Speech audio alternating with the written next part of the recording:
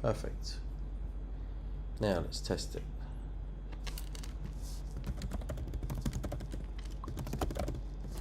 Let's test it. Let's try and do something here. Let's go here. Can I sign into the chat? Yeah, open in web browser.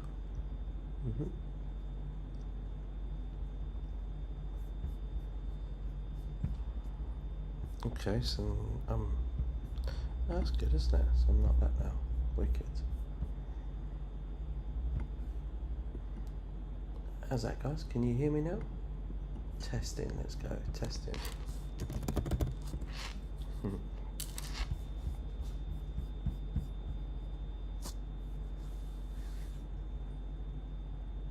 Yeah. Good. Let's see if it works. So I can get this to work. Let's get some sound.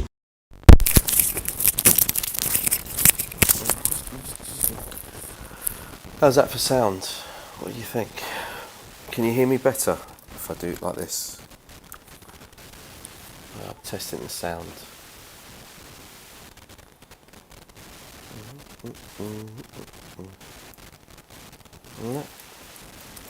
On it now, just had to reconfigure.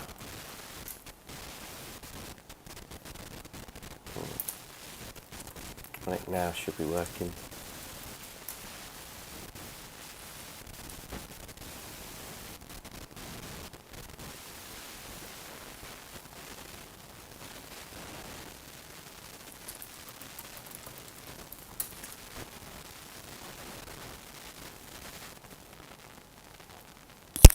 Right. So, almost better. Okay, good. Let's try that. Let's see if you can hear me okay. Hopefully. Hopefully. Right, we're live anyway, so let's see if I can record. Yeah, let's do that. Let's try record. Start recording. Right, click on start recording, and there we go, we're off.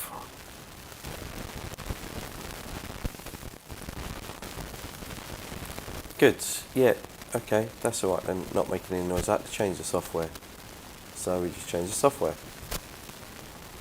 Right, we are done, so we are live, yeah. Okay, forward it to everybody. Let's just test this little bad boy out. That's all good, that's all done. And let's check it on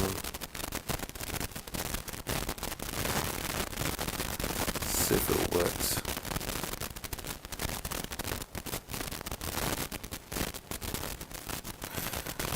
Try it now.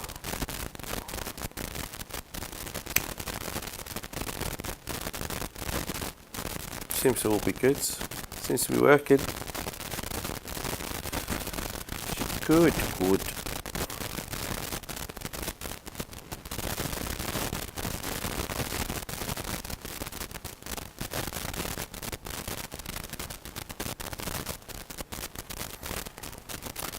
Right, so yeah, so we're live. Okay,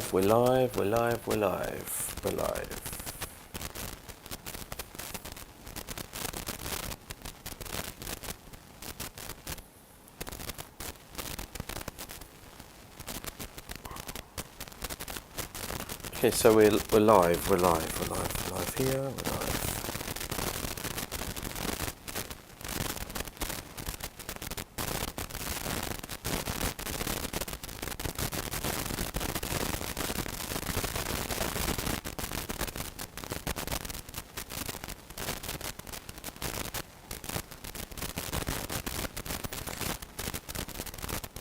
I feel a bit rusty. Sorry guys, I just feel a bit rusty, that was all.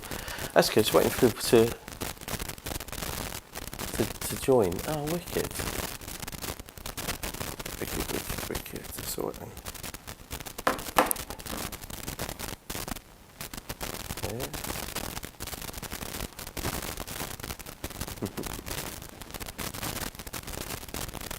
Make sure. Sound is still a bit fuzzy. Right, okay. pretty noisy now, and I think it's your mic. Yeah, it must be my mic.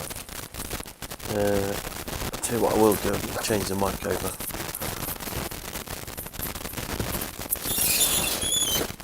Let's see what we've got here.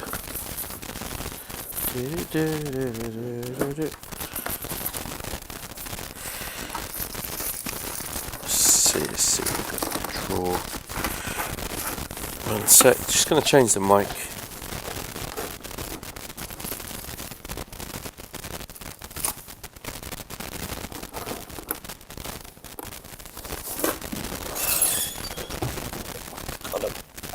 Let's try these ones, hopefully these will work really well. Simple enough, I guess.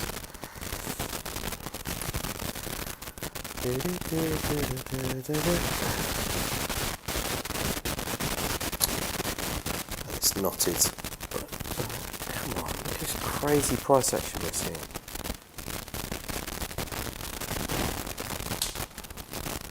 Let's get this off.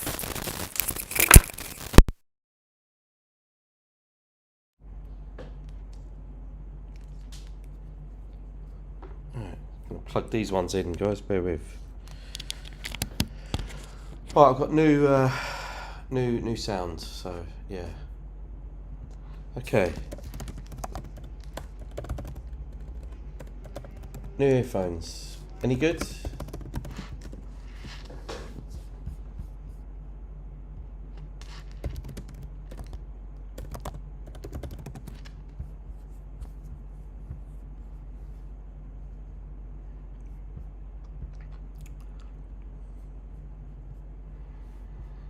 Interesting.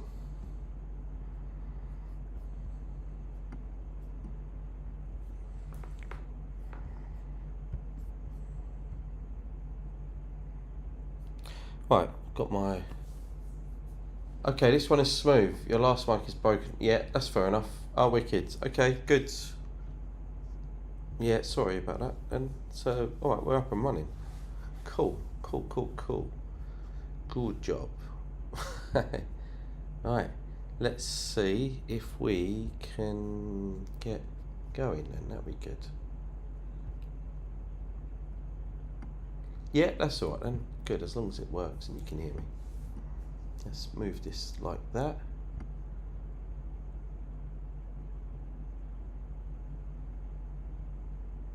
Yeah, that's fine then. Thank you for your feedback. Right, so yes.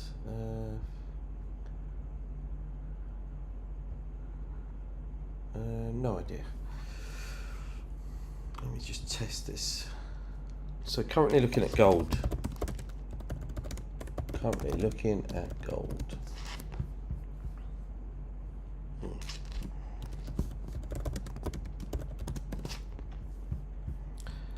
is there anything you guys want me to look at in particular?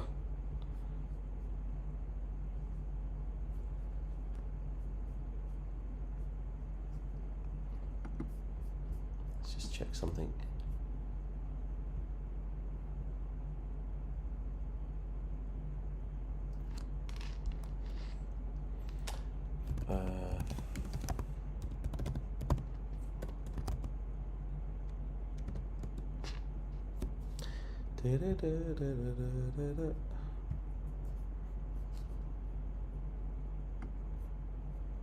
Let's try this. Let's get this on here. Let's move that to there. Let's change these filters a minute. Let's get rid of the yellow. Don't need that. Make sure the time is right. Yeah, the time is right. That's all good. So today we've had lots of PMI news. So the American one is 2:45. Okay, so we're waiting until 2:45. So that's less than an hour maybe for some news to happen. Are we going to still be here by that time? I don't know. I want to bring Dow. Everyone wants to look at the Dow. Okay, cool. Let's have a look at the Dow then.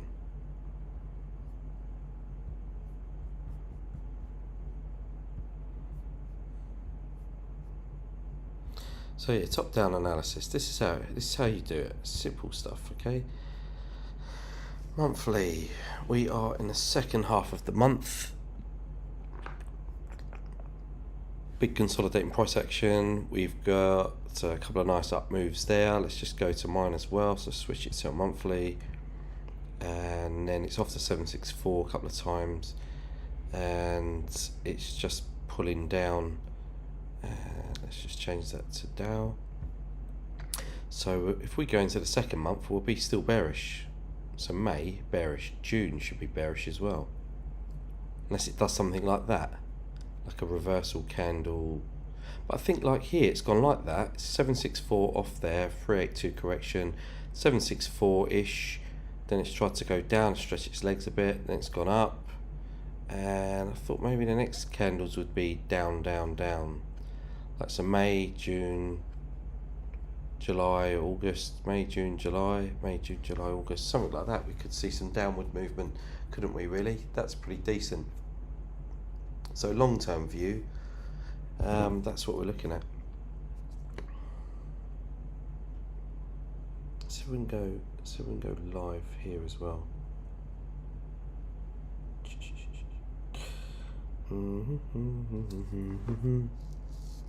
Oh, there you go, look at that. Just means I've got to hold it though for a little while. Right. Unless it falls over. Could be dangerous, could be dangerous. Yeah, that's actually pretty good like that. Yeah, let's see what happens. Right, so yeah, we have got monthly downloaded, downward trend. What have we got here? We've got so weekly we have some bullish price action. So we're in an uptrend on the weekly. So it tells you a different story. So we have an uptrend. Let's switch that to a weekly as well. Let's have a look. Uptrend, upward movement. A couple of white candles suggesting there's not much volume, and I guess that's reflected in how we keep going up and then in the afternoon going down for the US session. Same, just up. Asia, European session, London session, retracing back down. That's what it was doing all last week, and then we had this upward movement. Yeah, it's bullish. So let's have a look at it on the daily then. But you all thought it was bearish. So when you do your top down, you start looking at higher time frames. Just get a bigger picture. You can see bullish, daily, bullish. Tells a different picture with TradingView. That's why I always get comparative. Get a few different brokers. I use IG and IC, and I use their charts for everything. And it's quite good to mix it up a bit. So yeah, let's have a look at this. Have a look at your messages. That's cool. Right, Damien, we could do like I think like tomorrow or another day this week. Maybe we could just do like a collaboration, like where I'll get you on the Telegram. And let's see, like with these headphones it's quite good, but then I'm not sure if you'd be able to be heard, or maybe you would actually. Yeah, let me just test it. It's all trial and error, adding people. Yeah, maybe I could do a chat here, so get you on via a live call, and then it can hear. Then everyone can hear you speaking with me. Do you want to try? Should we have a go? Not sure. Is with Zoom? Yeah, I guess so. Yeah, I thought maybe by doing it live that it would work well with YouTube. But getting it on Zoom? Yeah, can we connect now? Yeah, what if I can? Then I'll do it. I'll have a look. So yeah, not a problem. We try these things. So let's have a look. So Dow Jones, let's go to a bigger picture, higher time frame. We have got Daily.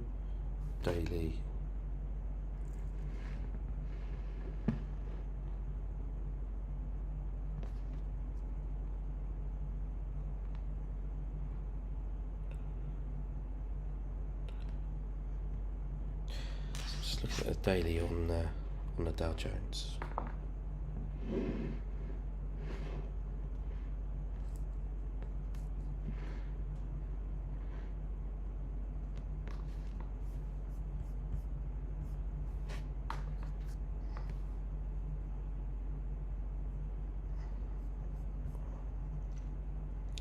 You can see the way that it's been holding at that 764.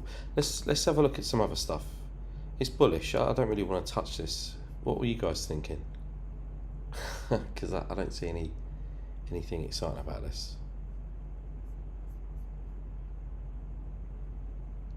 Did a big pump up. Nice bullish candle. Broke structure. Started changing sentiment. 2:45 we have some news, 3 o'clock we have some news. So 2:45, 3 o'clock. So 2:30 US markets are opening 2:30. So yeah.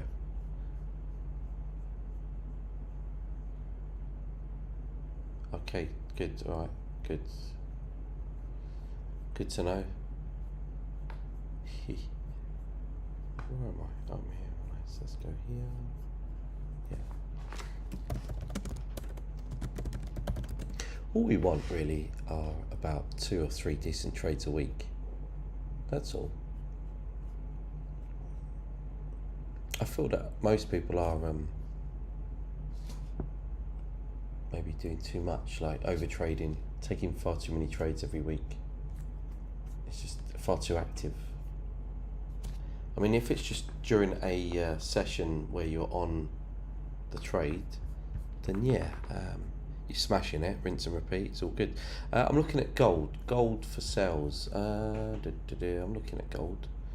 It's, I don't know, maybe. Let's have a look at the Dow again. So let's go to 4 hour, and then we'll switch it back to, then we'll go with gold. Anything else you want to look at quickly? 4 hours, that says down. 1 hour just says it's already made a decent sell-off. What time was that? So that was at 4 o'clock on Friday. So on Friday we had a nice sell-off. So this is into the US session, consolidation, and maybe then a yo-yo move back up. So what we could do here, in fact, then is, you see on this, maybe on a 1 hour or 4 hour, we could just go ahead and plot some levels, plot some fibs. There's a pivot there. Let's do it on the 1 hour. Let's see what I've got going on the 1 hour. Okay, so there's the range on the 1 hour. I think we don't need to have that on there. See it dancing on that 382. What have I got on here then on a 4 hour? Volume is very low. Okay, so that's the bigger picture. All right, I'll leave that on there, and we'll leave that on there. And then we'll do multiples on here. So what I mean by multiples, so let's have a look. So we'll go like,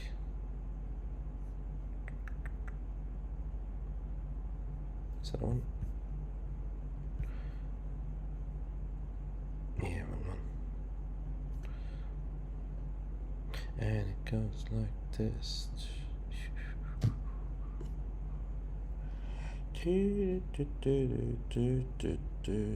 Right, so we're gonna go bosh, bosh.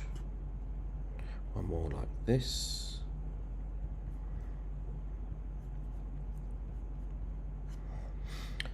Zoom in a bit.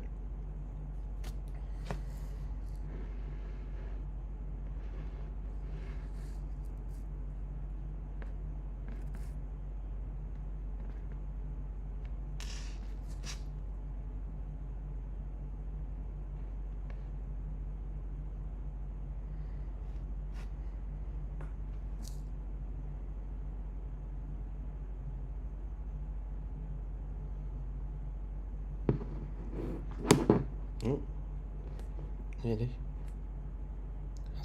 That's working quite well. Just trying to pull the screen and everything, so I'm not knocking everything out of the way. Right, so that's good. Let's read your messages. Checking tomorrow's news. Oh, was I? That's good to know.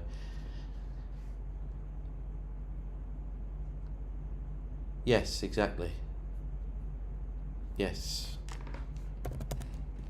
we'll do that. Yeah, we'll have a go at that tomorrow. Tuesday's news. Yeah, I get you as well. So I'm just funning my feet here. Actually, this has gone down as far as the 50. So let's get this away. Let's get on this. Let's have a look. Do some work. So 1 hour. We're closing at 382. Just didn't want to get rid of all of that. I just wanted to remove one thing.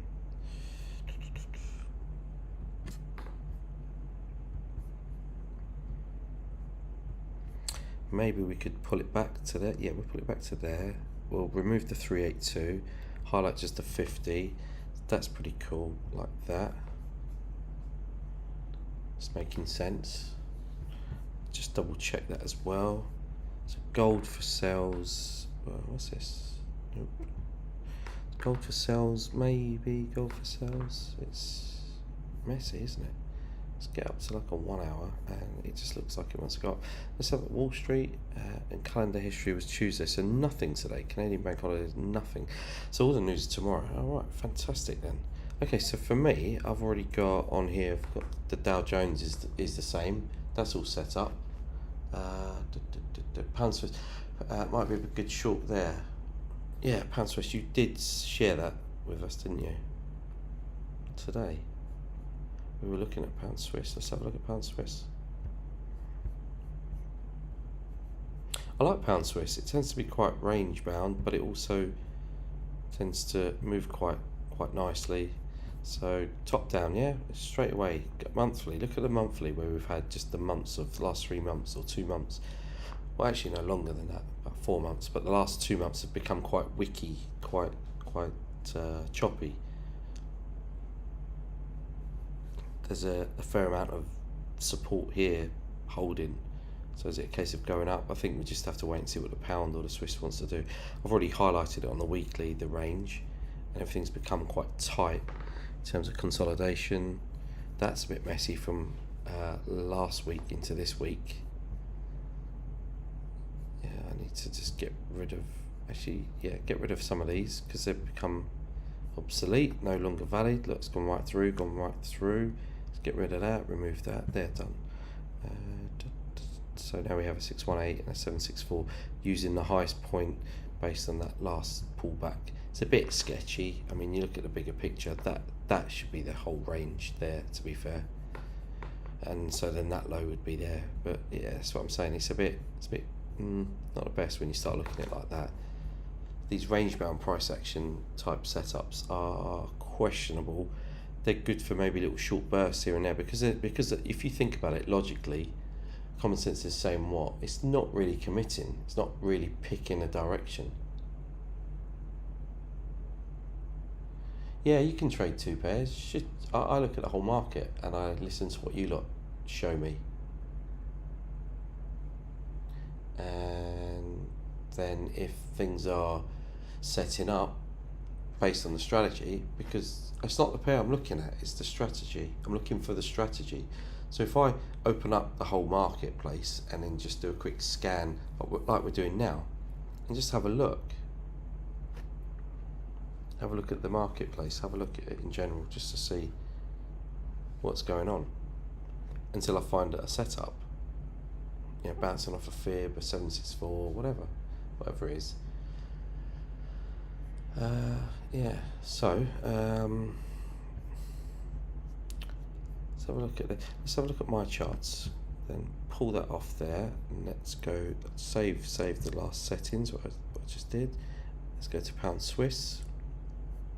I think by looking at the whole market, there's always a lot to learn, or a lot to be seen and learned by pure observation, really, and similarities with how price action behaves across the entire market. When you start seeing these repetitive, we've seen repetition. When you're seeing it, it does build confidence because it's experience. You're seeing things happen across the entire marketplace, and so then you think what was perhaps out of reach or untouchable or fathomable doesn't feel so scary, I guess, because you're immersed, and that full immersion does do wonders for the psychology, for the mindset. It's experience, isn't it? With experience comes a lot of positives. I was just writing a podcast episode about that, because I'm just talking about, don't aim to be the best, aim to be like the only. It was just a really good way of saying, look, if you're ambitious, you're hungry for something, or you just want something to get your teeth into, because as people, as humans, we need purpose in life, don't we? Otherwise we just procrastinate, and it's just nice to have something. So the first thing you need to do is to pick a hobby, pick what it is that you want to get good at. So in this case, we are talking about trading. We're all obsessed with it, passionate about it in some respects. So we want to get good at this. But yeah, don't get frustrated and expect yourself to learn it all overnight and be so hard on yourself. Don't do that. There's no need. I was saying it's all about risk and risk management, and you remember the last episode, I think I said we're not going to get out alive. So the minute we're born, it's risky. Relationships are risky. You hear this all online on the internet, and basically it's just regurgitating what all the motivational guys and people are saying, because a lot of it is relevant. Some of it's just like, really? And I feel it's so off the mark, but there are some truth elements which I'll take. If it's truthful and it's factual, and there's no real denying it. So like, we're all going to die. That's fact, no question. So you get that, and you run with that, you roll with it. It's so trivial and people don't think about it, but appreciate that we're all getting old, we're all aging from the moment, we're dying from the moment we're born, that's what they say, isn't it? So, yeah, whatever. So, yeah, it sounds a bit morbid, but you need that mindset, because, what are you scared of? This is one way to kind of shift that fear, because you're able to just about do anything and everything that you put your mind to, and you hear people say that. So with trading, if this is going to be your passion and your hobby and your career, and you want to package it all up, and you just want to be like, you know what, let's smash it. Let's be unique. Let's be original. Let's be the best of the best. That's all. Because what else have you got better to do? What else have you got going on? So what we're going to do, though, the best way I've found to be productive and efficient with trading is sort of an opposite to what people expect when they do a 9-to-5 job. Now, we've talked about this in the past. When you come off like these institutional type of, rat race, sitting at a desk, 9-to-5 type careers, if you're trying to move away from that, but that's been your experience, working in, retail or industry, on the checkouts of a till, it's repetition, it's mundane. There's certain skills there to be had, in terms of being a bit regimented, having that discipline to actually wake up at a set time, or have a routine, because as people we need that. So then we want to apply that routine to trading, because all the other jobs are giving us maybe a mixed bag of habits, but the one that you don't want to take is the fact that you have to be here like 7 in the morning and trade until 10 o'clock at night.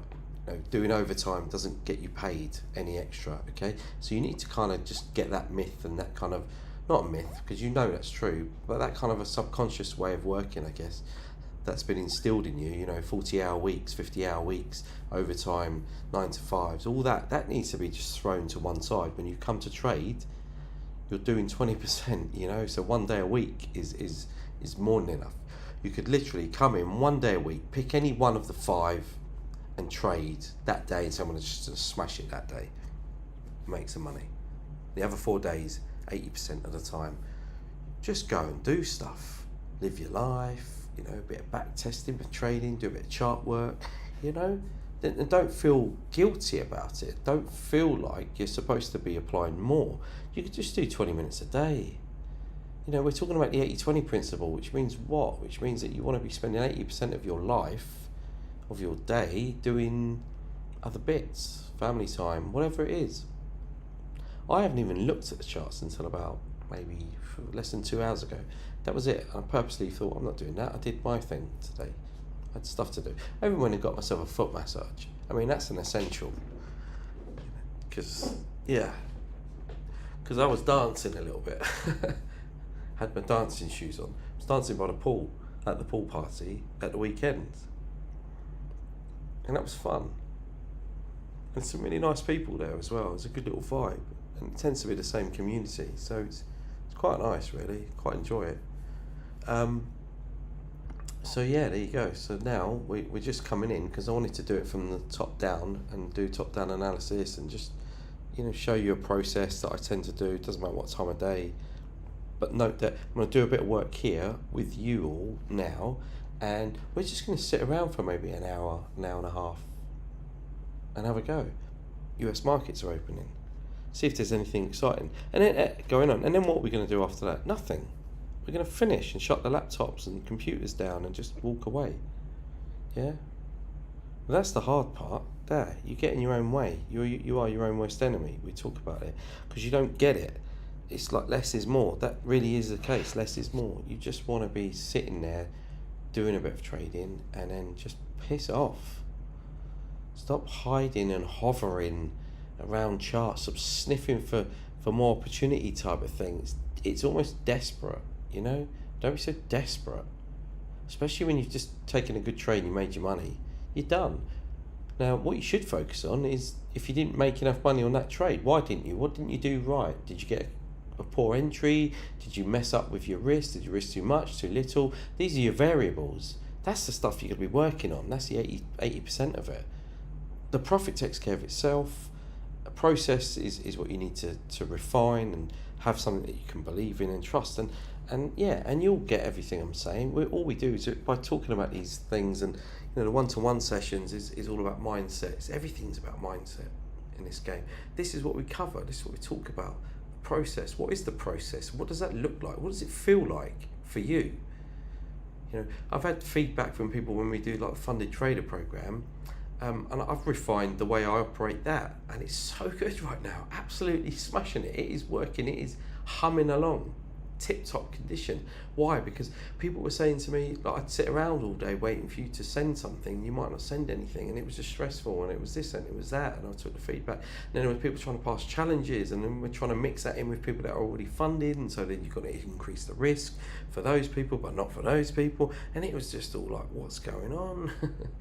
And it's all, you know, forcing trades that weren't there. Now I'm doing exactly how I set out to do it, how I had it in my head. It's like, how many trades did I do? 4 trades last week. 2 of them, one of them was on Wednesday, so I didn't do anything Monday and Tuesday. Wednesday, pound New Zealand, shorted it, bosh, done. Nice trade. I think it moved well over 100 pips, and that was nice. So you made plenty of money on that short. Great. Thursday came in, did the same with gold, bosh, done. Same idea, you know. That's it. Friday, I was in 2 minds. Friday, I was thinking, what am I doing here? Maybe because I hadn't done enough Wednesday and Thursday, and then there you go. I caught myself out because I'm like, telling people not to worry about the 9 to 5, not lose too much. It's like Friday, I was in too much. Should I even be here? I just wanted to come and have a look if gold was going to make that move back down, but it didn't because it was waiting for Powell to speak. In terms of fundamentals, we talked about this. The fundamentals aren't necessarily the fundamentals that we see on on the calendar, the economic calendar. That's a whole different thing, isn't it? It's just the same stuff every month. Now, the stuff we're talking about is the stuff that's not factored in. So Powell's speaking. What's he going to say? Is he going to say something that might make things happen? Yeah, definitely he's going to do something like that. You saw gold, it started flying up. Technically, it was still perfect. Technically, it was quite lovely. If you look at the way it just held 3 taps, and we always say 3 taps on any confluence when it comes to support and resistance. It's nice, you know, triple top here, 1, 2, 3. So maybe this will drop. 1, 2, 3 went up. You know, it was quite nice, quite clean, clear. So it come down to You know, we were trying to short this. It took bloody ages. Got there in the end. Didn't even quite touch the 7.6. Got in the middle of there somewhere. It was all very crappy because it was waiting for. Look at the volume, completely diminished on the 1 hour. It just disappeared, and because it was waiting for power, and then it came to life. So yeah, interesting. And my bad, I didn't even look at what it was said, really. If anyone paid attention to it, good, that's what you're supposed to do. What was said, you know, why did gold rally, perhaps, based on what were the comments? Because I'm seeing things like the US dollar was trying to gain some traction to the upside.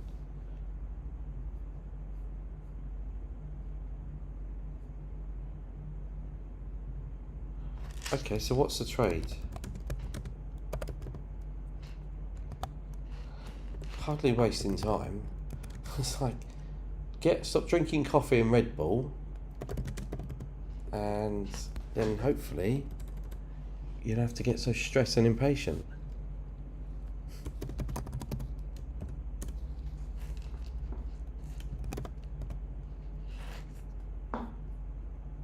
That's what we're talking about now. It's about process.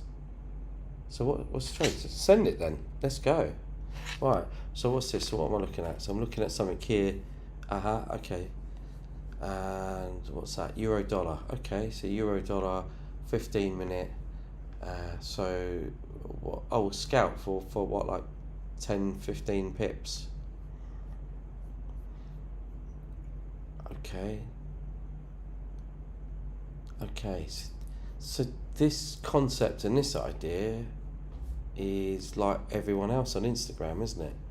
Just like little scout moves, and they drill down 15-minute charts, 30-minute charts, 5-minute charts, and then they want to just like be in the market live and then short it there, and it moves 15, and then they make their money. That's cool. I tend to be more structured and more patient.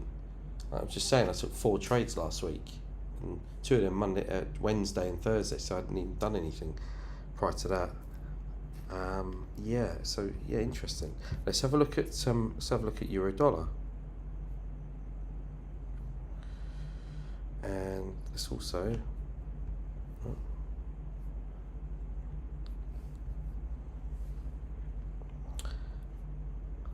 actually gold still looks pretty good for that downside move, I've got to say. I've seen some improvement in my discipline. Good.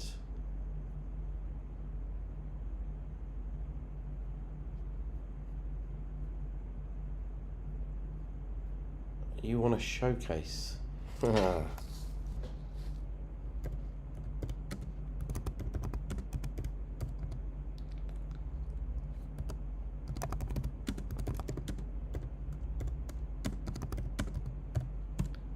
I get it.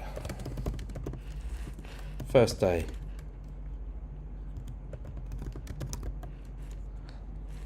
Yeah, so yeah, it's cool. Certainly no FOMO though, yeah? You talk about mindset, people talk about wanting mindset, want to do this, want to do that. This is how you do it. It is what I'm talking about. Listen. Pay attention right now. Less is more. You know, I ain't a dog and I ain't a puppy, and I don't go chasing everything that moves in this market. It annoys me when people do that. I'm just like, Jesus, it's just addictive behaviour. I'm not saying that you lot are doing that, and I see it though. Yeah. But I don't know. Let's get the screen and the voice up then. Let's see, because I had to change the software. Let's get it on then. Right, let's call you on here. Let's do this, and screen and voice. I don't know, how do we do the screen and voice? So hello? Can you hear me? Hello. Hey, hello, mate. You. Good. Let's take this off then. Let's see if people can hear. I think we'll do it via. I'll get it set up via Zoom. I didn't. This was the first day, and when I put in the other software, it just had some software issues. I had to download the other one and redo it all. Hello? Right. Yeah, can you hear me? Yeah, I hear you. Double with the delay of the YouTube. Wait, Okay. I think the only possible way is with a Zoom, huh? Zoom, yeah, I'll do that. I'll do the Zoom. I'll see if I thought. Is there any way I can link the Zoom up with the YouTube channel? I think you can. Yeah. Let me see. Okay. I always see these traders, Raja Banks, and they link the Zoom with the YouTube. I think they Do link they? it. Okay. Yeah. I didn't know if they did that or not. Yeah. These guys. Nah, but why I was getting impatient, I could have already called out a winning trade, you know. I know. For the day. Let's have a look. What 15 pips? You're going to call a 15 pip move and call that a day?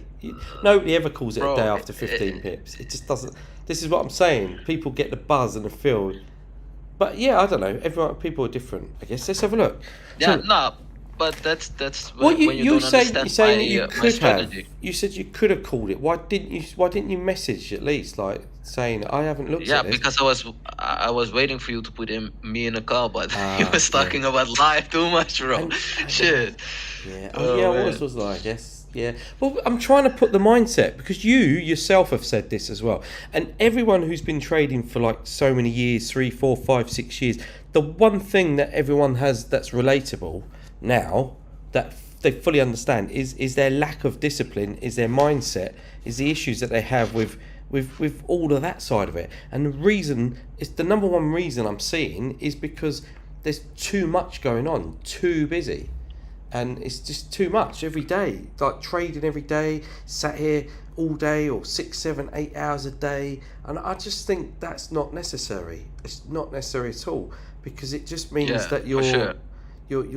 yeah, I don't know. I think like you're okay at the moment. I think that with the whole find a trade, get on the trade, make the winning trade, job done, we go. That's how And we're going to do leave. it. Yes, that's how I it. trade. Yeah, that's it. So what you said about the 15 pips, if I risk 5 pips and I get 15 pips, that's a 3 risk reward ratio. So Okay, I already well- got my Okay. my trade then. Okay. So it's not really about the pips, it's about how big is your lot size and how big is your stop loss. Yeah, yeah. So what are we doing? We're doing a 0.25% risk. Yeah, that's how I do. Yeah, I do a 0.25% risk. Yeah. See, again, I like that. Big fan. I use 0.5%, and I think that's enough. And then you come along and do it less, and let's get that off. And then it's even better. So I'm like, yeah, great. Less is more for me. I love it when you just risk less. The problem again with most people though is that they don't have the sizable account to make it worth their while, and this is why they end up losing their accounts, because they've got a small account, and to make any sort of impact on that account, they're going to not risk 0.25%. They probably can't even do 0.25% because they haven't got enough funds in the account. And it's weird. And then when they unleash themselves on like one of these prop challenges, and they have never made any money from trading in their lives, and they decide they want to spend money on a challenge. And it's like, but you've got no track record of having achieved bugger all in this business. So why are you wasting money on a challenge? So I'm trying to think that the idea of the YouTube and the live trading is to help, just to help put some of this stuff into perspective, and maybe help you make some better, more informed decisions on what you're going to do next.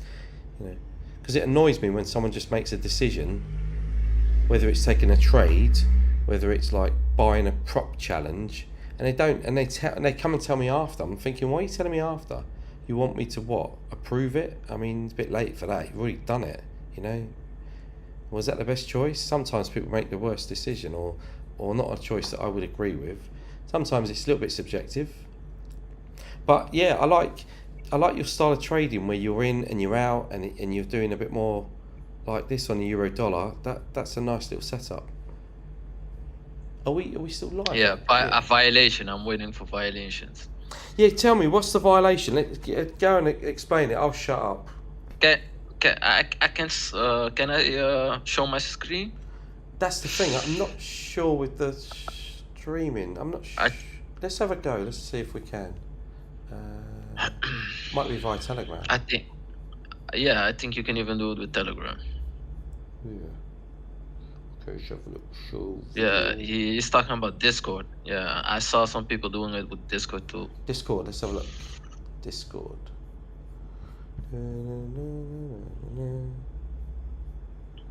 So yeah, technically, what it is on GU you have it right now. I can really explain it now. if I EU or get on GU? screen. And I'll tell you what we'll do after. We'll Both, get together. You and me. We'll get together and we'll just test the connection so you can share your screen.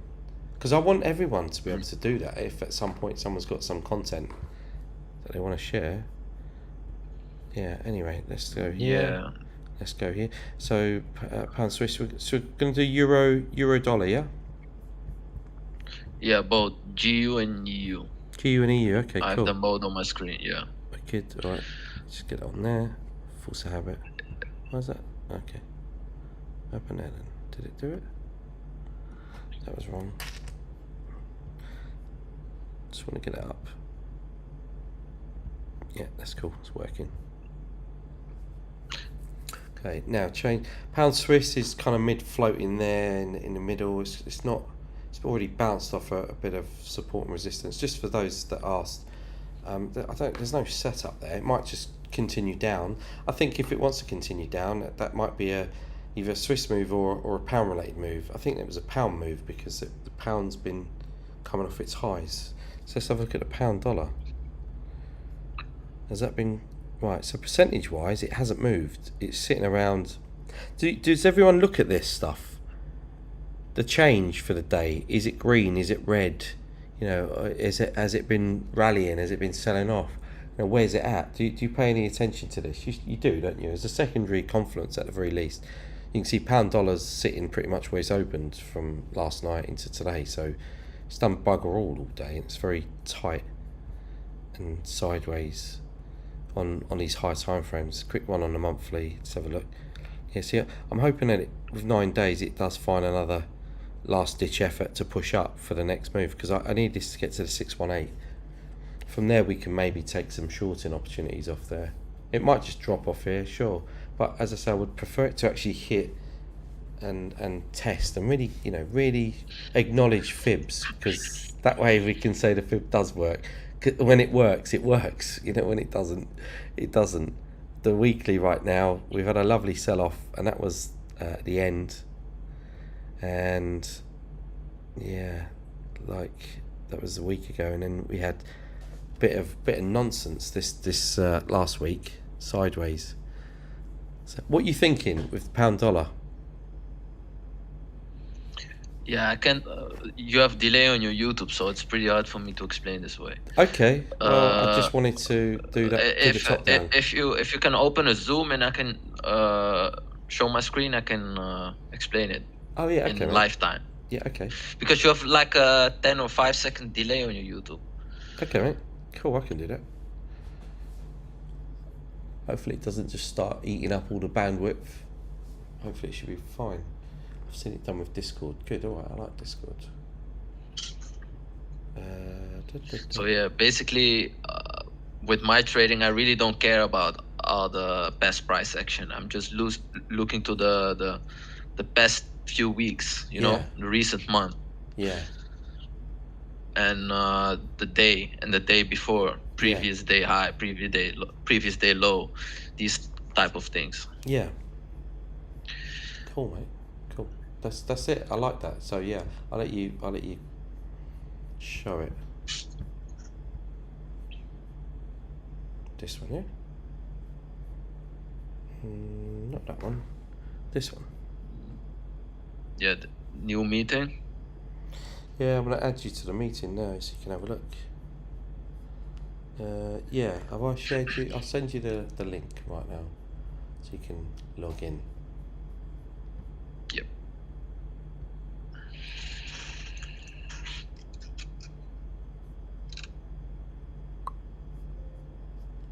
There you go.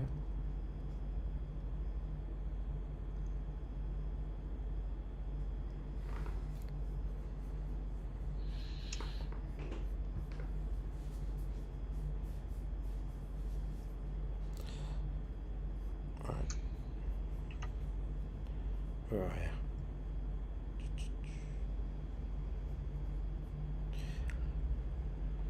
How's that? Is it logging in? Yeah, I'm joining now.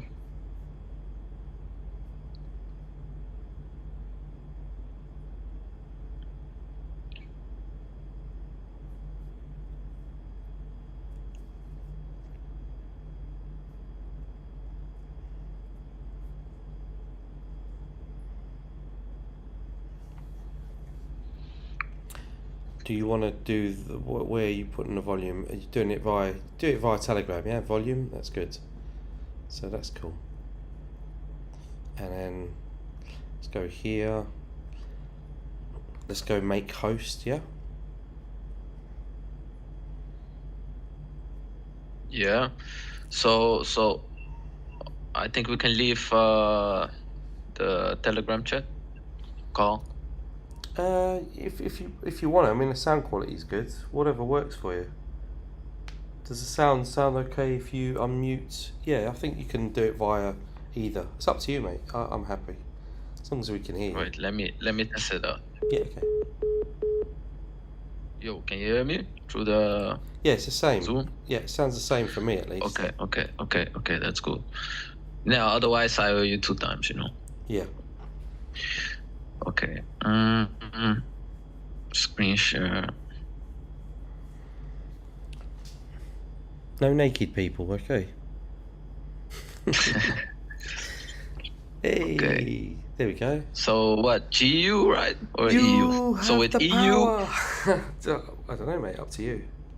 so with EU, I missed it because I wasn't paying attention. But this is my setup. We have an Asia high over there created, right? We have this sideways movement, buildup of orders, and then when it sweeps like this, and it closes back inside the range, I enter with a stop loss like this. Yeah. Like this. Yeah. No? Or I will try to find That was on nice. the lower time frame. That was nice. That's clean. You can see the resistance as well. Yeah. And you can see this little candle. That's what I call the violation candle. This one. Yeah, explain it. Yeah, so it violates all these orders, these however you want to call it, stop losses, orders, the Asia high. There's a lot of liquidity over here. It violates it, goes back inside the range. Bam, bearish momentum. So we know that these orders are taken. This is taken, this zone. So next zone is probably this, because over here we have more orders. So they can go down and tap it and go up again, or go down. That's what you wait for the confirmations. Yeah. So with GU, it did the same thing. It did, yeah. You see this? It's a little buildup of liquidity orders. This is my violation candle.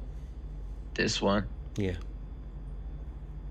After it violates like that and closes like that, I can enter on the closing level or the open level. Yeah. With a stop loss like this. Yeah. Bam, aiming 1 to 2. Always. I always aim 1 to 2. 1 to 2. Then I try to get it as a first win, and then I'm out for the day, straight away. I don't overtrade. I don't do it again. If I win, I'm out. If I lose, I take another try. So How many? I can maximum lose 2 trades in a day of 0.25%. So how's it been? Only so 0.5%. How's it been for the last week or two? What the results? Last week I did 2% with risking 0.25% a trade. Okay, so you took 2 to 1 generally on all of them. Yeah.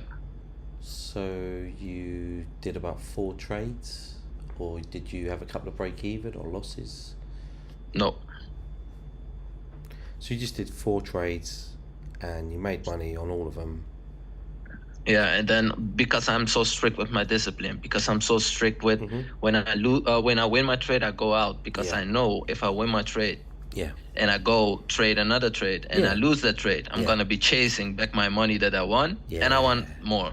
start So getting I a bit already pissed fucked off. up my psychology over there, Yeah. and then I'm gonna be doing bad trading, bad Yeah, behavior, not yeah. following my plan, no systematic trading, and that's what I have to do. Yeah. Otherwise, it doesn't matter if I make 2-3%. I didn't follow my rules, so for Yeah. me, it's not a winning day. It's only a winning day when I follow my rules. Yeah. Yeah. That's it. It's mindset. That's it. That's what we were talking about the other day. That's all. As long as you get that right, that part, the rest of it just takes care of itself. And people don't understand that fully, or they don't appreciate it.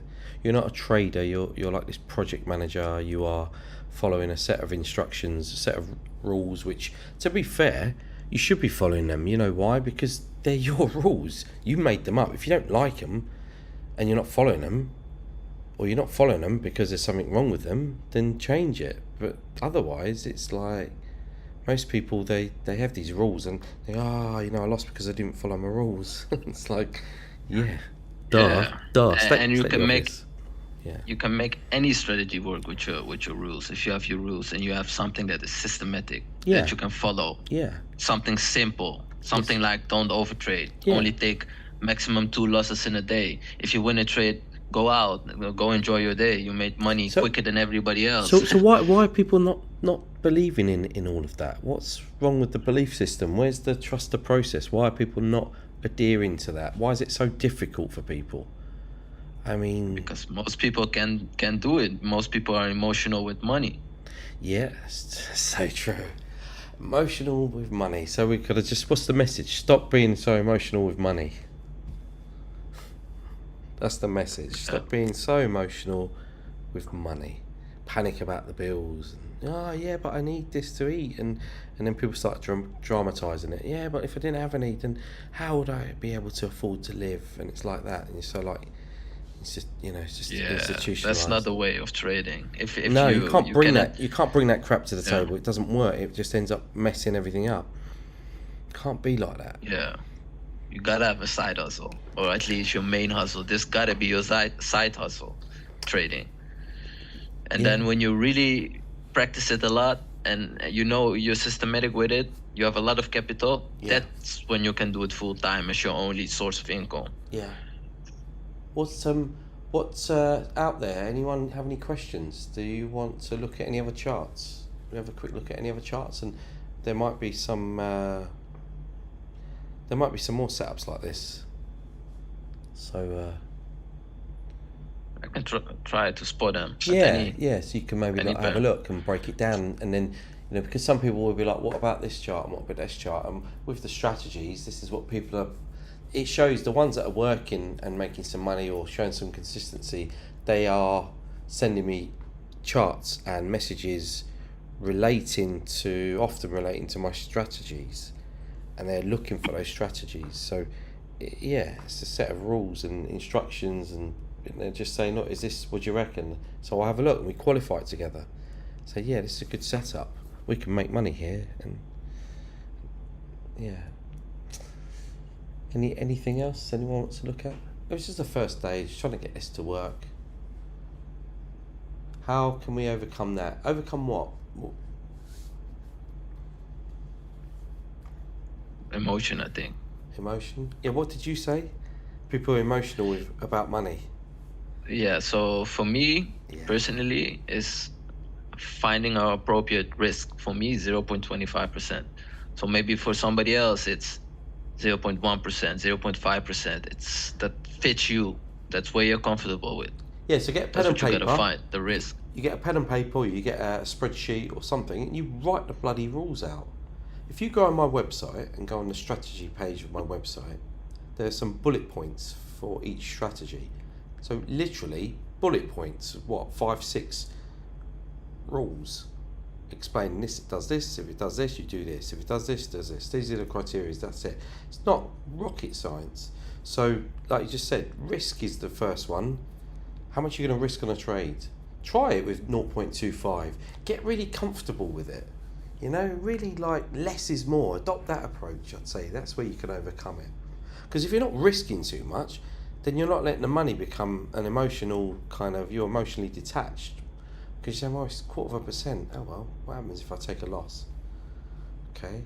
If that feels very uncomfortable, if that feeling of losing is just there regardless, 0.25, 0.5%, 1%, it's obviously there's an issue there. There's something that you need to overcome or understand that's probably deeper ingrained. It could be that, people are needing some money to pay some bills, and so they're a little bit desperate, or I don't know, something unexpected came about and they need some money to do something with it, and so they're feeling a bit desperate again. There's pressure. There's always pressure with money, isn't there? It's annoying, isn't it? So, I mean, yeah, just check yourself. Just check that there's none of that you need to overcome, and then try with the risk, 0.25. I like 0.25. It's good. For me, I open 2 positions at 0.25. That's what I say as a standard. Now, and then once I get more proficient, I tend to just scale in with like lots of little positions. Chuck so I might have like 4, 5, 6 positions open, equating to maybe 0.25%, 0.5% across the board. It's very little, because you're going with a big account. That's what you're lucky to have these prop firms. If you know how to navigate it, just get one that's instantly funded if you can afford it.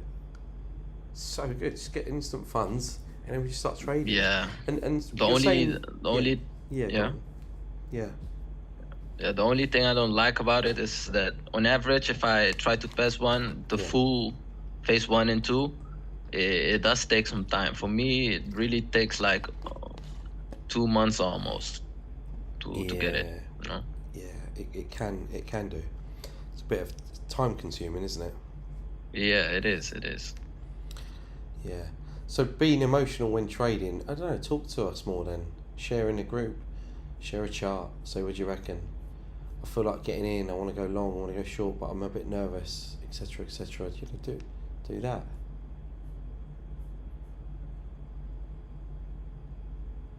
Yeah, so we're still moving kind of sideways. Okay, yeah, good.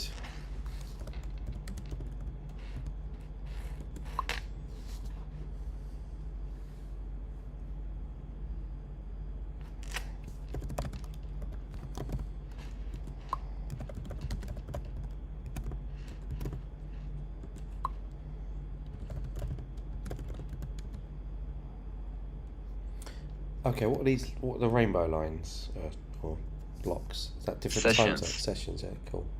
Yeah. Sessions. These are used to mark out the low and the high of the day, and the low of the high of the previous day. Yeah. Yeah, these are important points. Can we have a look at the Dow? I'll have a look at the Dow for 2 seconds. I was just curious. And gold. I just want to see what they're doing.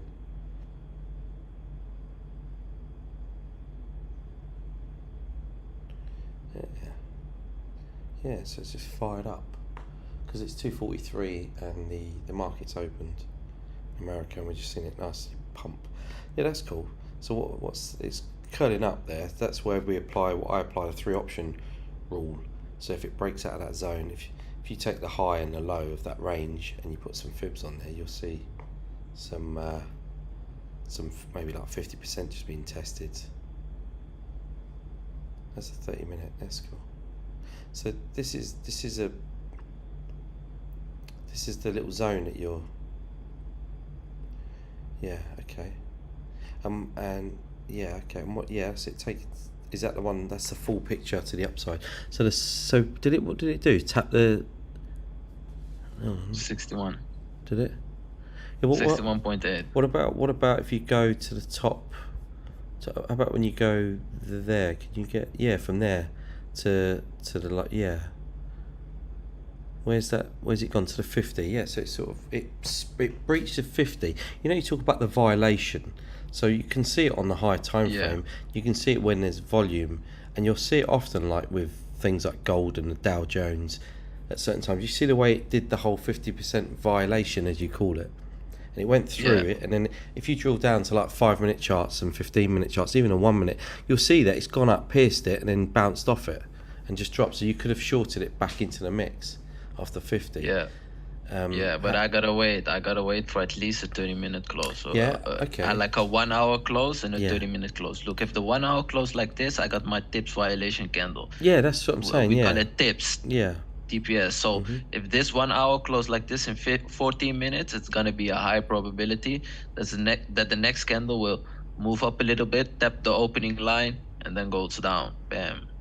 And then we can aim the next wick zone. Yeah, wick zone. Yeah. Okay. So what about even this hidden wick zone, because it's gonna give a reaction too. Yeah, this is cool. So let's see what it does. 14 minutes. I'm always very, very patient with waiting with the closes of the candle, because if the candle is still open, it can flex back up. Can you do a It can 1 just minute? be a retest. Can you do a 1 Yes. minute? I just want to see that's it. I want to see that price action, because you get that volume during the opening sessions. Can flex often. up from this point. Yeah, again, it's done a nice so move that's- up, and then it breached the 50%.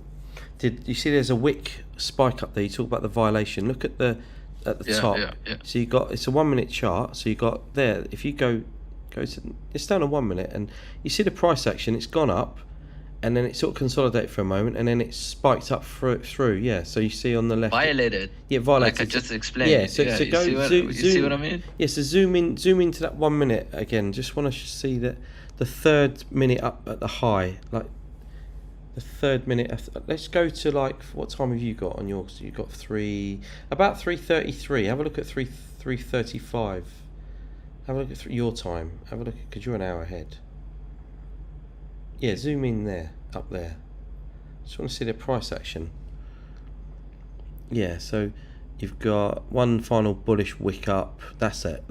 And then that's it. It drops. Okay, that wick up was this violation. I was just wanting to see when the violation happened, when it breached, when it tapped the 50. Yeah, there's no real confirmations to get in earlier. You really need to wait for this close. And what I really like too is that it broke this one. So this means that this entire move to the upside is broken now. So it creates a new supply over here to retest like this and go down like this. Which ties in with the 764 that we talked about. You know, when you talk about supply zones, and you said often the 764. So look at it. Yeah. Look. Yeah, exactly. Can do this. Bam, bam. Break of structure. Break of bullish structure. And then you get switching your off the confirmation. flow to bearish. Yeah, so goes to the 76 or 618. break retest. Yeah, but something like that. This is why I say it works when it lines up with proper market structure and supply demand zone. Yeah, of course. And then you've got, see, if you look at Elliott wave price action as well, you can get like a wave 1, 2, and a 3, and a 3 is quite a large one, and you can see the logic behind it. Because if that retraces up now and does like a 764 retracement and then fells, then it's asked the question of whether it was going long or short, and it's gone to go long. It's attempted it and it's failed, and it's making a lower high around that 76, and then that way when it sells off, it often sells off quite hard, and then it does actually break the low and continue lower, because it's already confirmed that it didn't want to go long, because it rejected. But still, there isn't no confirmation yet, because you know what it can also do? It can also do this. It can also use this demand zone and see this as a build-up of orders, so as inducement to do something like this. Sweep, still go up. Okay, sure. So this is why we wait for the 30-minute and 1 hour close, because that's a real confirmation if you see that. So 30-minute and 1 hour, you like that? See, that's nice to have that rule. 30-minute and 1 hour, because basically then you're not like a puppy and you're not chasing every single movement. You are sitting there waiting before you get in, and you are just looking for that confirmation. Yeah, I'm just waiting.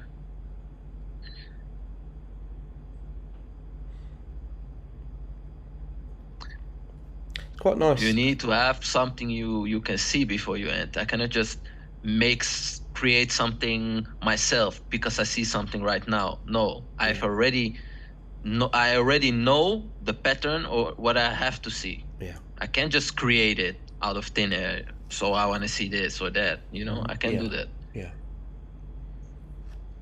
Because then you're gonna have some days that you have no focus and those see the wrong things, wrong kind of things. Yeah, that's fine. That's good. That'll do. So 9 minutes. Yeah, let's hang on for 9 minutes and see what happens at 3 o'clock, and then see what happens if there's any set up. Maybe we can take something. If not, we can just finish for the day and just have another go in the week. Yeah. Like do another session and see if we can catch something. Maybe Friday's quite a good day. Mondays and Fridays are pretty good for trading these live sessions. Yeah, I trade every day. My aim is just to get one trade, and if we can bring the people with us, and they also just take one trade and listen to it and just enjoy the day after that. That's when people can really start making money. Yeah, I think so too. But that's where they need to have a routine. Because that's why we're for talking, me, talking about this discipline, talking about the one trade a yeah, day. and having a routine. But because let's say I'm done for the day, right? But I have nothing else to do because I made money. I don't have to do nothing. I can do whatever I want. Okay? So now I'm gonna stay home and do nothing, and maybe you can go back to the charts again and make a dumb mistake. No. When I'm done with trading, I go straight to the gym. Yeah. Straight to the gym, so I can't overtrade. Never. And when I'm done with gym, I go home and the time to trade is not there anymore, so I will never take a trade after the gym. Okay. So for me, this is how I don't overtrade and never break my rules. So yeah, routine. So you got a routine. If you go into the gym, that's it. It's routine. So Yeah. that's it. It's your cut-off point. Yeah. It's nice. I mean, it's never going to be perfect. There might be times when you do certain things that maybe you shouldn't, but generally speaking, if you're following the same procedure and the same process most of the time, like 80% of the time, then that's okay. Every now and then you might have a bit of a bad session, bad moment, bad day, bad trade. Who cares? You're not going to be too broken up about it because you've already got this process and belief system. You're doing the same thing every day. If you're not doing the same thing every day, that's where you need to start. So they were saying being emotional when trading. So let's just have a routine. Yeah. Also, it can break you because you have your plan, and my plan is if I lose 2 trades, I'm out. So what is 0.25 times 2? That's only 0.5%. Yeah. So no big deal. Yeah.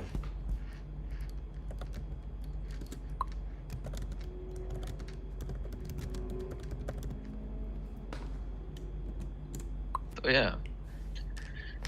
Trading is waiting for candle closes. It's really boring, but yeah, it's quick money if you really know what you do.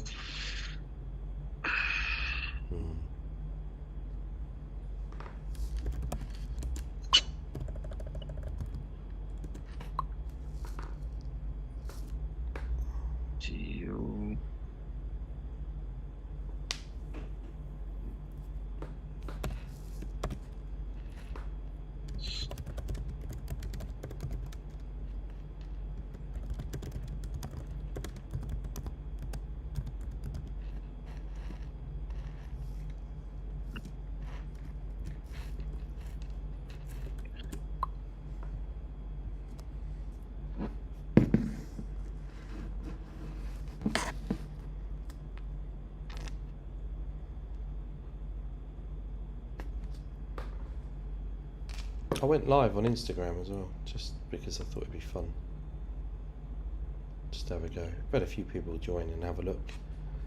It's been quite interesting. I do enjoy these live sessions because the live sessions are where we can really put a lot of this stuff into practice. You can also see how people's styles can be integrated, because like you're talking about violations and I'm talking about the 50% fib, and then you're talking about if it was to go back up to that certain supply area, then we're talking at the 764 strategy, and you see the similarities. And I think a lot of people, they can call it whatever they want to call it and change the language a little bit and the jargon, but essentially the ideas are the same, which is important. Only if the idea is a winning idea, and it's generally is. When what we're talking about here, these setups, they are winning ways of working. I think with the Dow Jones, it's gone. You see on the 1 hour and the 30-minute it was nice. It did the violation and then it rejected. Similar to your euro dollar, but obviously we're talking about the fact that we are at the US Open. And so for this first 30 minutes at least, we are seeing the volume coming in for the first day of the week, and it's very busy. Yeah. Look at euro dollar also. That's what I've been studying so much. If it does the tips violation candle on something like an Asia range or like a sideways movement consolidation box, I call them consolidation box, buildup of orders, you just know they have orders and they go to the next target. So that's why the win rate of this strategy, aiming for a 1 to 2, is for me like 80%. And most people gonna say, that's not possible. I have data on it. It is possible. Mr. Miller's talking about this candle, and he says, what if it doesn't go up now? It doesn't. Is this class as a mistrade, would you say? I'd say it's I don't know about missed opportunity, but I think it's no longer a setup, because the moves happened. It went up, sucked in the liquidity at the top, spiked up, and then dropped back into the mix. If you drill down to a 1 minute or 5 minute, you see that it's done the move. It didn't pull back, and it was nice. That was it in effect. But that's trading the Dow in terms of a nice sell-off, a nice move. If you got on it, I still think it's gonna go up. But overall, if it doesn't break the because structure, we have this, right? So yeah, we have this it over might, here. Same thing. It might go back up. But the point here right now is that this is it's made the move. Yeah, it's made a move. And so you wouldn't just jump in and start buying it. I mean, if anything, this was a never-ending Buffett, right? Yeah, that's right. Again, it's like people forget that. I don't forget that. It's horrible, isn't it? Because you can sit here and you can see an opportunity, and that's what can really piss people off. It can annoy you because you're like, I want to be on that. It's that fear of missing out. It's a horrible sensation, isn't it? Horrible. Yeah, but so look at this. It's okay. So sideways movement. We got this the rate. Yeah. And goes back up, makes a break of structure again, makes a box again, goes down, makes a box again, goes down. Maybe we get a reaction from this. So goes up again to take out this inducement. What about the whole range? You know, the whole range where you've just put that candle, that arrow at the bottom. That's the low on the left. So if you go left, no, not that one, the next one. So there. Is that the low that you've got in your charts? Yeah, that's that's the low. Well, yeah, but it's come back down. So there's kind of reset. So take it from there. Put your fibs on there, from there to the inducement text. From there. Go all the way up. That's the primary range. I call that a primary range. That's your playground. That's where we're playing. That's the real wave, the start of the move. And it made a really nice sell-off on Friday afternoon. Then we've had consolidation. Market opened and did a nice corrective pullback, 50%, and that's selling off. So with the fibs, the reason I got the fibs, I want to see where it's going to go to. What's the next fib that it's going to go to hit just now? 61.8. Is it? 618? Right over here. 618. So we're 250 right now. So you've done 50 to 50. Leave the 50 on a second. You think it's just going to go straight to the 618? Okay, let's leave the 50 on until it breaks it. So once it breaks it, goes through it, then as you say... It already broke it? Yeah. So now it already tapped it. You see it? It tapped the candle. Yeah. This is the candle that was important. So so it can do two things now. It can give a reaction from this going back up, or it can go a little bit lower. Now, you know what I call this here, where we've had a 50% retracement of the last range. I call that like a 50 to 50 move. So at least you're going to get a 50% sell-off, which is what it's doing right now. It's kind of. Let's wait for the close. Let's wait for the close. That was a nice move. Let's see what it does next. Let's see if there's anything else to be learnt from it, because we've less than a minute now.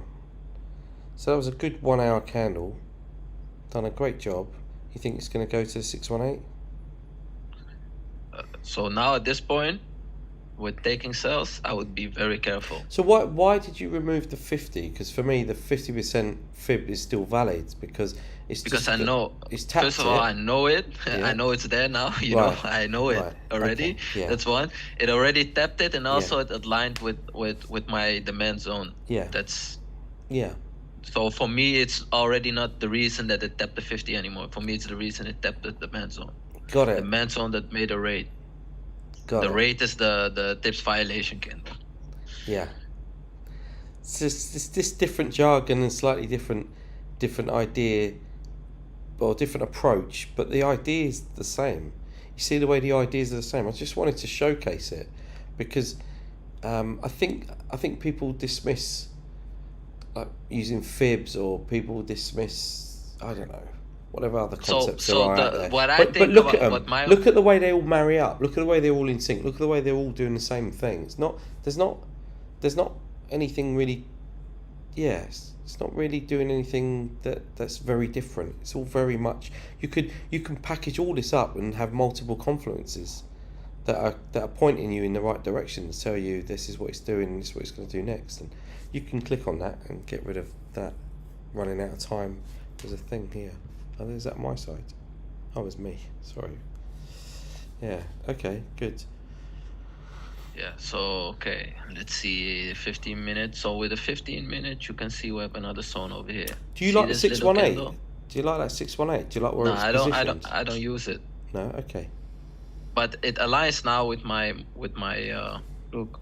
This candle Yeah. is the candle that I really want to get tapped. So Yeah. if it taps that candle, you can do something like this. As along. Yeah. Mhm. Yeah. 75 points, you know. Something like that. What would your target be? Back to the inducement. You think it would go all the way back up for today? Yeah. Okay. Let's see if that plays So- out then.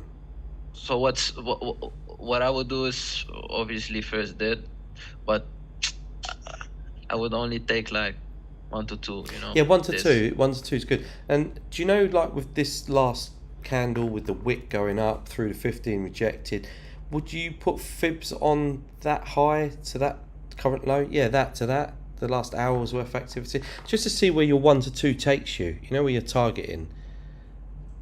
Like So where? to Over here? yeah, the wick when it opened, the market opened, it wicked up and then dropped.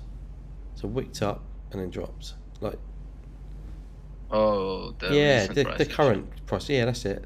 Down to where it's sat at the moment. That's it.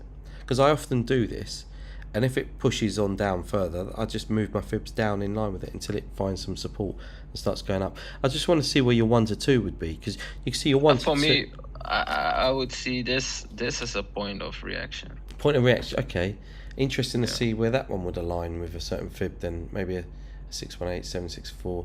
Just again, even if you use fibs as a secondary confluence, it's just interesting to see how they align with your price action and your way of looking at it, the market.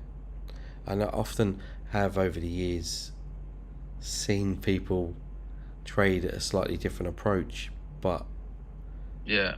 you can So, yeah, you can put your so because template I've- over mine. I can put my template over yours. You know, my template over yours, your template over mine. You can see when you put them over each other. You see the ideas, the price action approach. There's it's very similar. It's very Of similar. course, at the end of the day, it's price. Yeah, it Moving is. up It's or always down. it's always about price. You want to know where the price is going to go to and where it's likely to react off and react to. And if it does react at that level that you said it would do or think it will do, then you can monetize that information, because that's something that you recognize, and that recognition is something that you've recognized because you've been doing it for so many years, the same process, the same procedure. So you recognize it doing the same behavior that it did yesterday or the day before that, etc. So yeah, so then it gives you the confidence to get into the trade to actually monetize that information. And the 1 to 2 idea is nice, you know. 1 to 2 is good, it's ideal. I find that 1 to 2 is often tying in nicely with 382, depending on the size of the range. Yeah, I've just backtested it. For me, it works. It gives the highest success rate. I like to trade high success rate instead of low success rate and high risk reward, because a lot of losers will not work out with my plan and will affect my psychology. So I choose for a high win rate and just the 1 to 2 RR. And I think I've been, over the last month or two as well, I've been really focused on the strategy for the entry and also the risk. So putting a stop loss far too wide, like trying not to focus on putting too wide a stop loss saying, well, if it's reacting off a certain area like you're seeing here, if it reacts off that area, there's no reason to be putting a massive stop loss, because if it's going to do what we say it's going to do, it should just do it. You can allow for a little bit of a wick or a bit of a move or a bit of something funny play, like with the Dow Jones or that euro dollar, the way it spikes up just to take out the high before dropping. Yeah, same thing on Yeah. GU. Yeah, so if it takes out, then So we we already see it behind 3 it. times now. Yeah. With EU was a nice setup, with GU was a nice setup, and with US 30 was a nice setup. Yeah. But with the US 30 I can't enter because I need to see at least 30 minutes, but somebody could enter the 15 minute, like if he likes to be a little bit more risky, but I really don't like to do that. So Yeah, but I sure. mean, you but could the see GU and the EU, GU and EU is I miss okay for that. there. You can do 30-minute candles as well. Ideal. I think when you got the US Open and you're on a Dow Jones, I think you could think about a different approach, like a 15-minute approach maybe with the Dow Jones, because it's all yeah, about on the volume. Dow Jones you think I 30 think you minutes, can on it's the Dow done. Jones. The move's done in 30 minutes. So it's like, you know, Yeah. as we could Yeah. see. And your idea and your approach was exactly right, and it was the same, and it was fine. There was nothing wrong with it. So you could have, yeah. Yeah, this one I would catch normally, but I didn't have enough focus today, so I missed it. Because look, this candle, right, closed, and as soon as this candle opens and it breaks this close or opening level, I would enter straight away, like this, you know, straight away, small stop loss. 1 to 2. I don't even need all this. I just need this 1 to 2. Well, I wanted Now- people to see your approach. I wanted people to see it a little bit more, so showcase it a bit more. So it's good that you've done it, because I wanted people to see. Because then, if people want to ask you more questions, anyone want to ask him any questions, or you want to learn some of his methodology, some of his ideas, you can see how his strategy and his simple price action, the way the way it all just works. You can use fibs as an overlap. You can put them primary, secondary. You can see how everything aligns, how the price action is moving, how these zones are seen. Different strategies, but giving the same ideas. The variables here are things like how much risk. So 0.25% up, 0.5%. It's up to you. I wouldn't go any more than that though. The other variable to consider is, when do you want to take your profit? Do you want to do like a 1 to 2 and take your profit as a T1? You could do that. You could bring that into the mix. Or do you want to focus on, like, if you're putting your fibs on there, look at the next fib level. The 382, the 50, the 618, 764, of course. Depending on when you're getting in. So again, variables can be messed about with. The first thing that you got to just get right though is pen to paper or whatever. Write down your rules, and that could include things like what sessions you trade, how long you want to trade for, what's your routine. So if you go to the gym at a certain time, trade until that gym session, and then that's your cut-off point. Or if dinner's at 6 o'clock every night, then, or 5 o'clock, or you have to pick the kids up from school or something like that. Whatever it is, that could be your cut-off point. So you're not juggling too many things. That was your opportunity to trade, and that's your cut-off point. You've done your bit, and you made some money, maybe from a trade. Little things like that need to be. Now have a look at the 764. If it breaks this level, let's see if it breaks there. Let's see if you get a 764. We've got about 2 minutes left. But certainly that was a nice move to A nice little move. Look, because of this 200 bullshit points. news, larger explosion near the Pentagon complex in Washington D.C.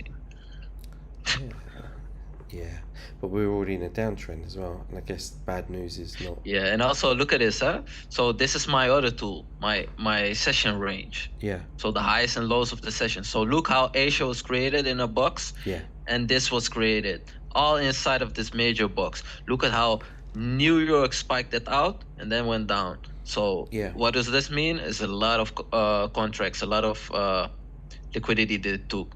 This is Yeah. why there's so much momentum. Yeah, nice. Right Because they time need as well. orders. Yeah. 230s. That's the time you're going to get it. Where's it going to go to now? 764 of this range. What's So the it broke 764? this. Yeah. Where's my 764? see. Let's have a look. Let's have a look. Any liquidity zones there? 764 is down at what price is that? Yeah, you can get rid of all of them. Where's that red line? What's the level of that red line? Let me see. 33 100, 33. You can just put like the line of your cursor, and you can see what price it is on the left, on the right. 33 130. Okay, about 33 130. Okay, but right now it's just at the 618 and the previous structure, and it's done that. So I mean, look at that. You could bank something on the way down. You could leave a runner on to T2. So look at this. It's bouncing. So if it looks like it swept the demand zone. It did. Swept it. So it maybe make another violation candle, but let's wait for a closure. So this terminology, you know, when you say swept, because I understand what you mean. It's doing exactly that. But okay, he's gone because we talked. But hopefully that was some insight into a slightly different approach, but basically in effect it's exactly the same thing. Yeah, thank you.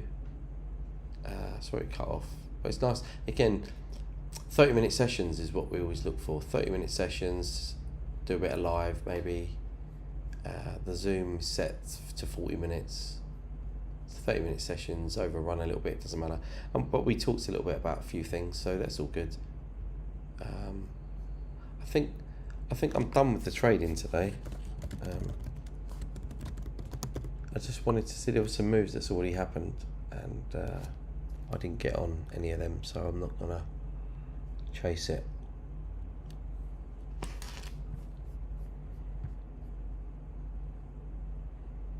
Let's do like another session. So let's pencil in another session. We'll have a chat. Right, see the wick. Yeah, the wick rejection. Yeah, so for me, I would go. I didn't keep doing it. Get off. Too far to low here. Go like that. Get my fibs on there. Bosh. Like that. Go there. Get rid of that. Get rid of that. Keep that one on. See the way it's moving back up off there. Again, I would do this as a 3-option rule. I do this because I want to know, you talk about 1 to 2, which is nice. I want to know also though where my fibs are, because in terms of a retracement, let's see what sort of a bounce we get. So right now we came down into that 618. It says about 33,200. That's interesting. Bounced off there. It's done a 100-point bounce up so far. Nice. And what sort of a reaction we're going to get? Is it going to keep going up? So let's have a look at. It's good that you use the 1 hour and the 30-minute. I mean, I don't use the 30-minute much. I use it a little bit though. I must admit, I've used it more in the last few years than before. I'd normally go straight to 15, but if you want to use the 30-minute and 1 hour, that's cool. It works for me. Look at that bounce. Lovely, lovely, strong. So 1 hour's trying to change, but then it's still early because it's only 1/4 past. So it's 30-minute, and let's go to 15-minute because we've got a minute left, and then 5 minutes. So see what sort of bounce up we get. Just wondering if it's going to curl back over. That's all. Let's just have a look at here as well. This is it's pound dollar. Pound dollar was nice.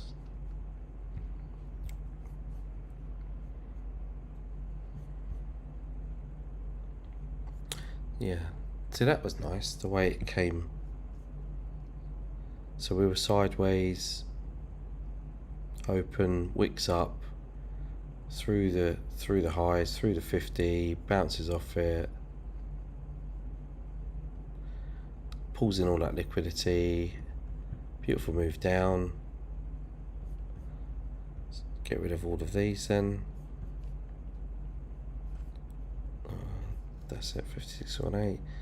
And then just looking at the retracement up. So you see I've got the fibs to the downside, retracement up. Nice to see how that overlaps with your thinking as well. Quite like that. Good. So 15-minute, strong. You see, it might be quite a challenge if you're doing 30-minute weights and 1 hour weight sometimes. If you're trading the Dow Jones and it's the US Open, you can see it's moving so nice. This is why I like to trade the Dow, but it's a different style. Because if you're just looking for a 1 to 2, you just want to get in and it's done. That's great. I think like with these moves, I'm generating like, maybe 100 points or a decent amount of points catching a bulk of a move. It's quite nice. But yeah, not always necessary. Certainly, I still approach the 1 to 2 idea where I am banking along the way if I feel like it's moved enough, because there's never any guarantees that it's going to go to those levels every single time. But we don't play the perfection game, do we? We play probability. So it depends. I always make a judgment call. That's why I like to open up multiple little positions. You can enter on experience sometimes, yes, but want to learn. You want to teach the methodology to the people that are watching the right way. Yeah, you do. You want to do it. Yeah, of course. Exactly. And you know what's really good about that? If you are teaching other people like me, if I'm showing other people, I'm practicing what I preach. So my consistency, not that it has to be on point, it just is, because I'm doing it for other people. I've got other people looking over my shoulder, so to speak. So I want to make sure I'm doing it properly. And so that helps me as a confluence. It's good for me as well. I've said to some of my one-to-one traders that I'm not necessarily a good trader, but it's just I just follow a set of rules, our rules, which are our strategy, because that's what strategy is, a set of rules. That's what I said on the strategy page of the website. You've got my rules. My rules are bullet pointed, about 5 or 6. If you've never looked at these rules, go and have a look now. That's the whole point. Have a look. People always ask about certain things, but the rules are there, and it's not like you need to read it for days and weeks and months. It's not. It's like you've just got a couple of points, and all we're doing is putting those points into practice. And that's what Damien just showed you today. That was it. A set of rules. He's got a slightly different approach, but his rules were there, and he's going, well, I'll do that if it does that. Do that if it does that. So has everyone got that? Have you got these rules? You must have some experience of this. It might not be perfect, but that's where you need to go and do it. So then you say, like, you're talking about being emotional when trading. It's because you might not have a set of rules or principles or process that you're following. If you do, then it takes a lot of the emotion out of it. It doesn't completely get rid of it, but more often than not, it takes away enough to encourage you to actually get into the trade because you feel confident about it. Sure, there's this element of doubt because that's just the way things work, and that's just life as well. So what? But you're taking a risk based on probability. And the probability comes from the fact that you're doing the same thing every day and you've seen results, positive results from doing the same thing. Those set rules that you're following, those principles. That's your process. That's it. That's your process. So when you hashtag trust the process, I'm hoping that one day you're so successful that you go on Instagram and you do like on your story and you post like a winning trade in your chart and you hashtag trust the process, because it's like, hats off to you, congratulations, clap your hands, because you've actually got this process nailed. You got it down enough to actually monetize. It's never going to be perfect, maybe. You're not going to win every single time, but more often than not, you start seeing the results, and that's it. So it's all very well talking about it, but this is what we're doing now. We're trying to put it all into practice. That's what the live sessions are for. That's what the one-to-one sessions are for. That's it, really. Just to really prioritise and focus.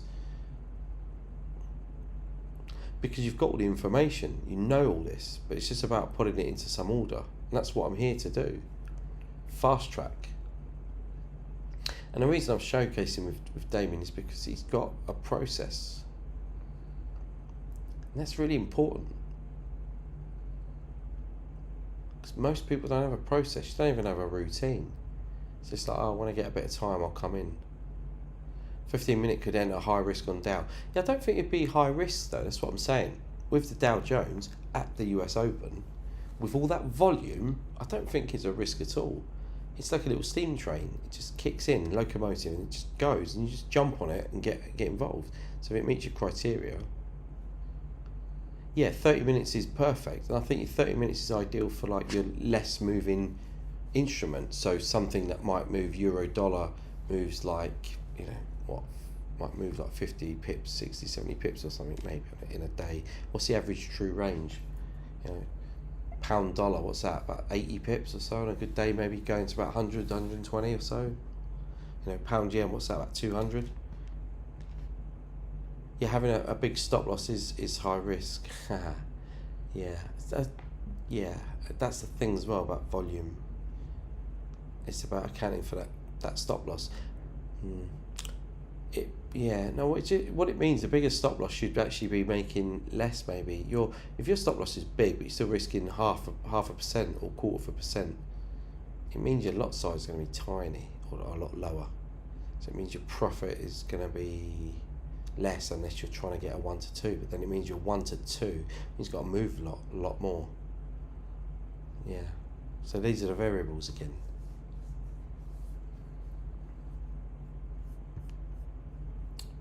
Yeah, yes, totally. Let's have a look. So it's done a bounce down and bounce up, back into the mix. Okay, and it's trying to go all the way back up. I've got a 382 there. What's that? Oh yeah, the 382. Okay, yeah. Look at my 4 hour on the Dow. Just out of interest, if it was to break this area, we've got a lot of scope here. Nice bit of downside for a decent sell-off, which is what I've been looking for. Selling May, walk away, come back in September. That idea, it feels like this could be, if it does break here, it feels like this could be the year that's relevant to that saying, because we have scope for this to sell off. That's why I've been looking at it, so interested. Maybe it would just stay like this for the whole summer, just go sideways, be range bound. That's okay. Whatever we establish with it, then we can monetize accordingly. We can formulate a plan and how to approach it. That's why patience, and like Damien was just saying, sit around watching closures of candles, 30-minute, 1 hour. It can be a bit boring. It's not though, is it? You're a project manager and you're observing and you're making sure everything's working as it should. And if things are working as it should and criteria are being met and your rules are being met and all the rest of it, then you can monetize that. So there's nothing wrong with that at all.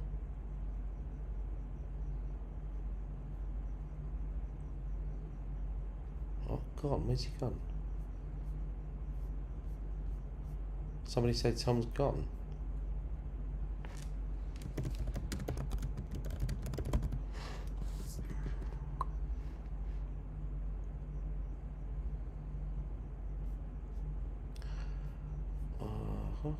What's going on with Tom? Oh, is that right? What, can't find him in Telegram anymore? Is that what we were saying? Huh? Oh, no, he's still there. He's still there doing his thing. He doesn't care.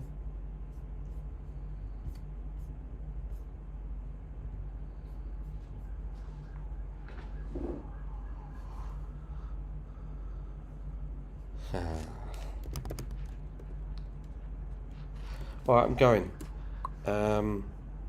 Yeah, going. Just wanted to get some stuff sorted out. We'll refine this a little bit. And yeah, good. I hope you enjoyed it, guys. And we'll do some more, and we'll get a bit better. And we'll do some live trades as well. We'll take some live trades. And I think during around the US session's quite nice as well to do it. Good time to do it. So yeah, done. Let's get saved here, and let's just check in on gold.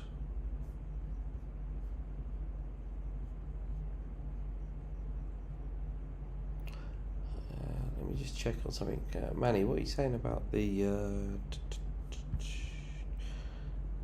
where's this going to go up to? I think it's just going to go all the way up and make a new high.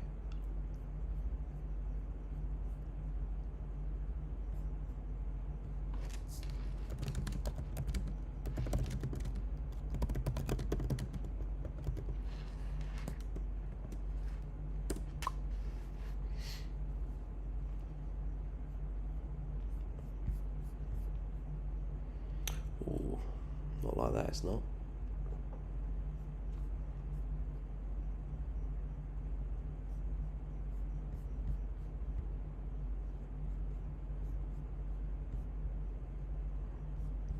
Bit sideways, a bit messy. Don't like that. Confirmation, 30-minute, 1 hour. Yeah, I must admit, for day trading, I always use the 1 hour for closures. It's nice. It's a good time zone. It's good for MT strategy as well, where you have the price crossing over the volume.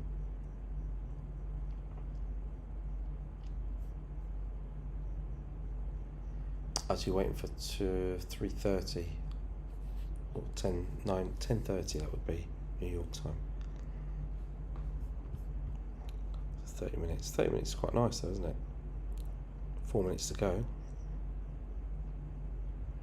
Where to? Where's your target going to be? What's your stop loss entry target? What are you saying?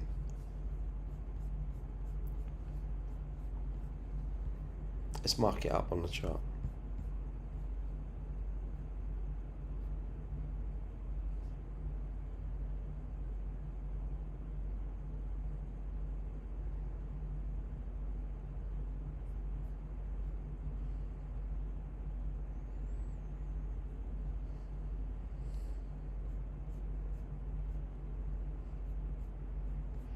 That was the entry there, wasn't it? Down there, a nice area where you showcased, where you talked about. That was it really. That, if you ask yourself, with the way that I scorecard, I would say that in terms of best entry point, it wouldn't be here, but best entry would be here. So if you're getting in up here somewhere, I'd still score it at maybe like a 7 or 8 out of 10. Here would be like a 10 as a perfect entry, obviously. As you start getting up into this area, it starts getting a little bit iffy, because it's like, well, you've got all of this scope that could just drop back, even a clear out, even a retracement like that, like to one of these fibs or here, and then go up. It could do a number of things. It starts to get a bit complicated when it's in the mix. So getting in early is ideal. Obviously, but yeah, let's see where it goes. So 1 to 2. Yeah, let's have a look at 30-minute then. It's quite healthy. 15 minutes quite good as well.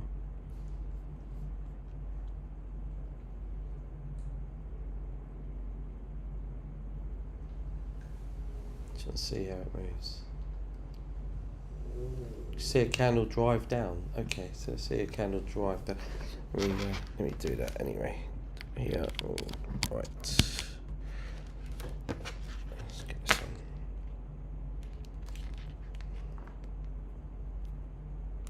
Right, it's 28, 30. Maybe tap the 50. Maybe go to 618, 764. See, taps the 50, and then. Is it going to drop? I mean, when you look at it like that, that's quite nice. Starts to run out of steam a bit. So then you go to 15-minute.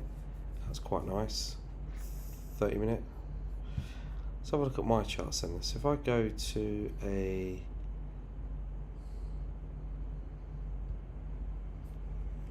5-minute there, 15-minute, and then we can alternate between the 30 and the hourly.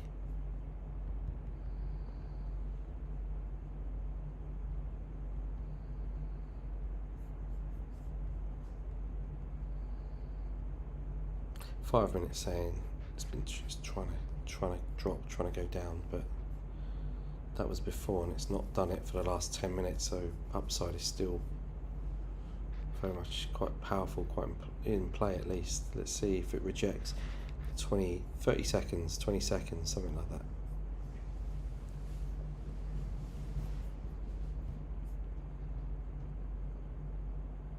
$33,700 if you really want to milk it. Yeah, good. Let's have a look at 33,700.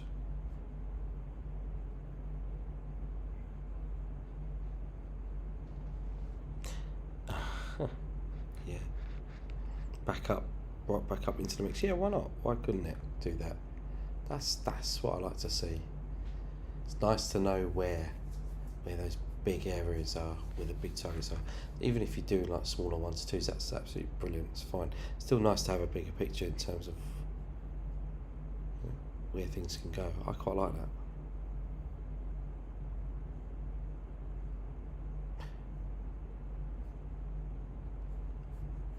Okay, good. So there's a 30-minute closure. So that's good then, isn't it? So what we're saying, could we get a push up past the 350 and go to like 400, 390 area? Where would it go if you're looking at this, all this liquidity, you're looking at all this price action? Because tapping a 50 now.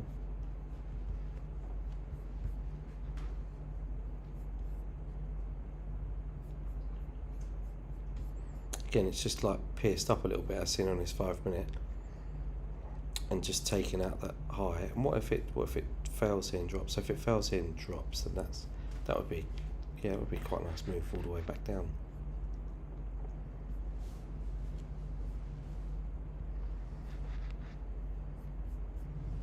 Let's move that like that. Let's just see. Okay, so cool. Let's.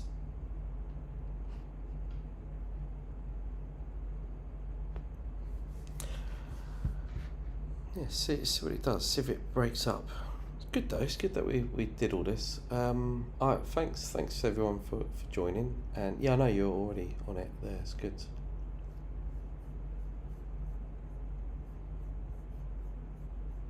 Absolutely fine. Brilliant. In fact.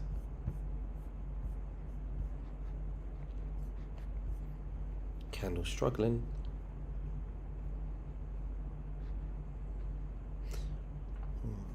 I use the smaller time frames for definite for looking for that entry, and also want to see how price reacts at a certain level. So this 50%, it's reacting nicely. That's really struggling. You can drill down and watch it on like a 1-minute time frame. You can see the accuracy of it as well. If it sells off from here, then you know that it's actually respecting the 50.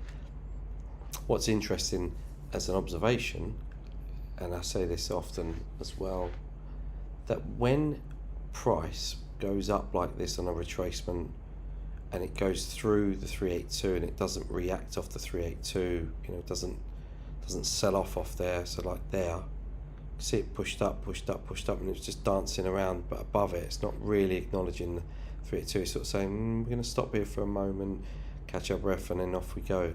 So if it does that and goes through the 382 and it stops at the 50, it will go to the 50 generally. So it goes through the 382 and goes to the 50, and then from the 50 you'll get a reaction. So if it gets if it starts to break structure here and starts to sell off, then you've got all of that scope.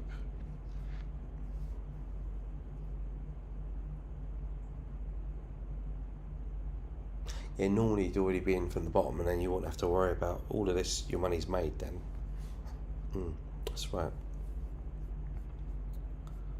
But what happens here is we could see a 50 to 50 move. Maybe, but the point is here, observation wise, if it doesn't stop at 382 and it goes straight to the 50, which it has done, tapped it properly, that's what I mean. It didn't tap the 382 like that, but it's tapped the 50 like that. You can only see that if you go to a 1-minute chart or a 5-minute chart. That's what these small time frames are for. They've got 50 seconds, and this is already trying to change sentiment. From there, you could potentially see it drop, and you could get a short sell on there with 40 seconds to go. And there might be. We have to wait. Again, it is about waiting for candle closures just to see, because it's umming and ahhing about it.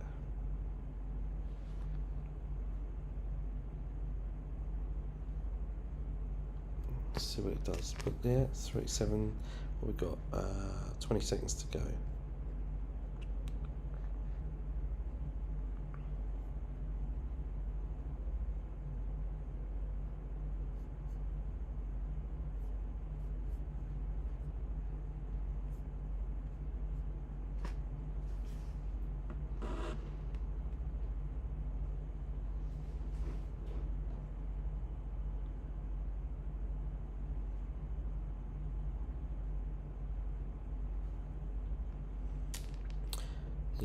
Good. It's trying. Is it going to break here? See, that looks pretty good for a potential sell. For it to call all the way back down, and you'd be looking for about 280, maybe for like a 50 to 50 move at least as a T1. Unless it breaks it on the next candle. Let's see. So it's still valid for a short potential until it breaks the 50. If it breaks the 50, then generally forget it. And again, these are the variables, because what can happen here is it could just go up, pierce there, just enough, just nudge up, take out some stops, and then sell off, like you saw earlier on that move.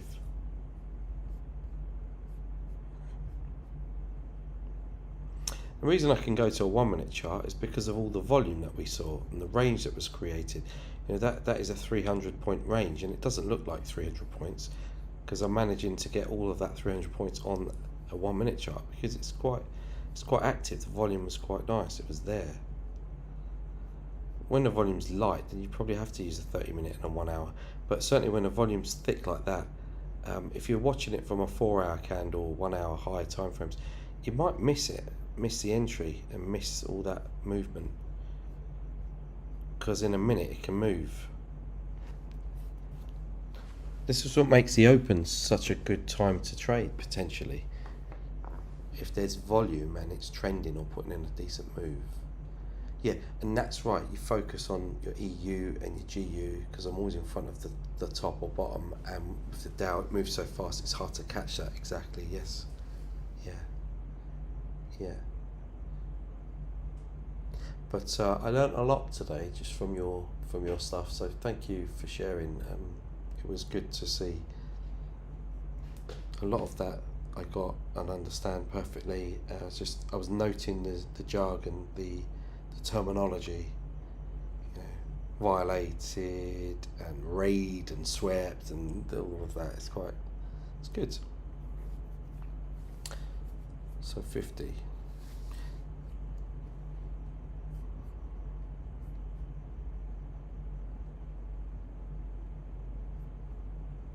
So 37, let's say 45, telling me down.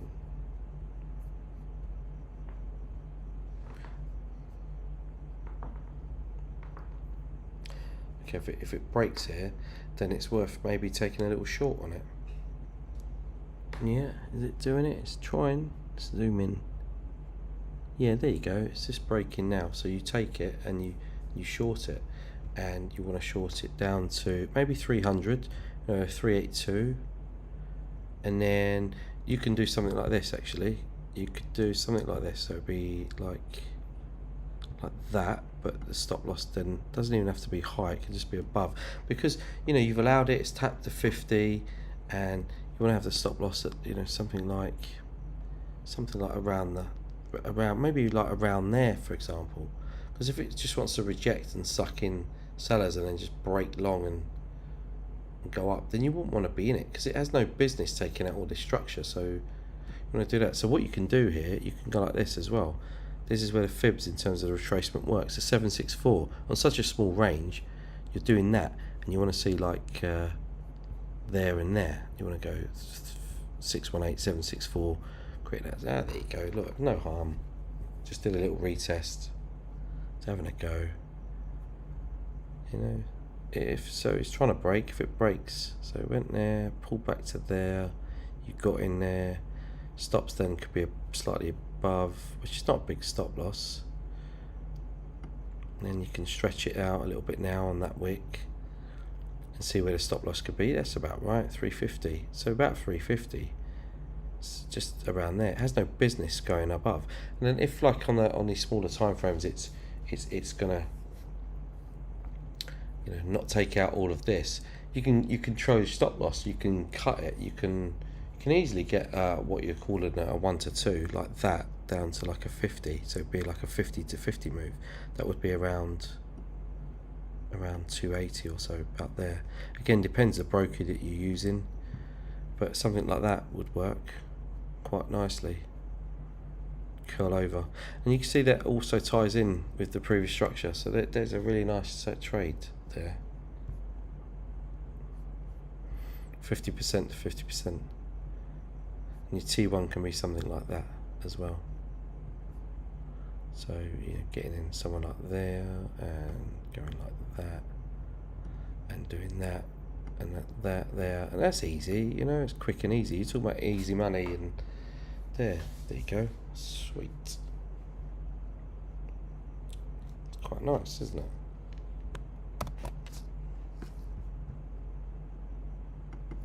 And potentially, depending on when you get in, you can move. This is what I like to do: manage the stop, manage the risk. So, if you're in up here somewhere, you can instantly start pull these. Let's get out of the way. Let's pull that to there. So we're trailing those fibs, and we want to be able to manage the stop loss. We want to move the fibs, move the stop in line with the fibs as well. So if you have, let's have a look at the 50. Where's the 50 on this? Don't want to get too close to it because it's chopping around a little bit, but something like that, and that shouldn't be down there. It should be there as well. But there's a T1 and a T2. It's quite nice. Just that's really good. It's like a 1 to 5. It's a 1 to 3. Decent. Depending on where you get in, you can really pull your stops down. Maybe tuck it in just above the 50, because if it's done a 50 move, then it might do 50 again. Ideally, just looking for it to tap the 382 and then just keep going down there, because it's broken the structure and it's just going to go down. It's just a case of holding on and just being patient and just allowing it and learning from it, but being mindful of the risk that if it decides to want to suddenly ping up, that you can pull your stop to break even, or bring your stop, like halve your stop, so that you've halved your risk, or whatever. So you're minimizing the damage. Whatever happens, you're being proactive.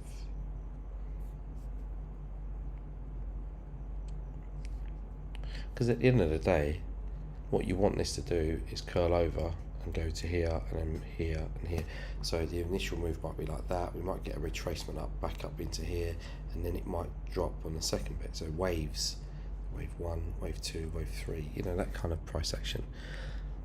So yeah, maybe you don't want to move your stop too close, or that's why, again, sometimes when we're talking about, I've got my target, but depending on the price action and my entry, with this move, I might take some off the table, maybe take 50% off before T1 and move my stop loss, maybe halve my stop loss, whatever it is. But yeah, there you go, until it decides to do this. So yeah, happy days.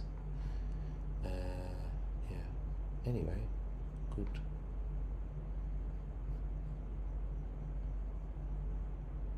Good job.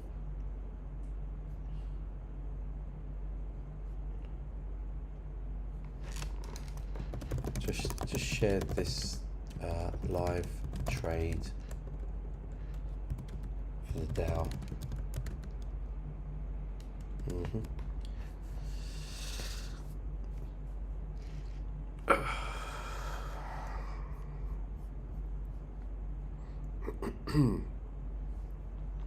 There's a lot of support here as well.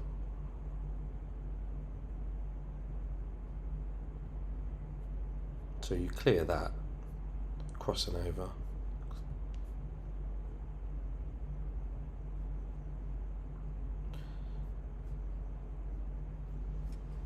Nice. Real nice.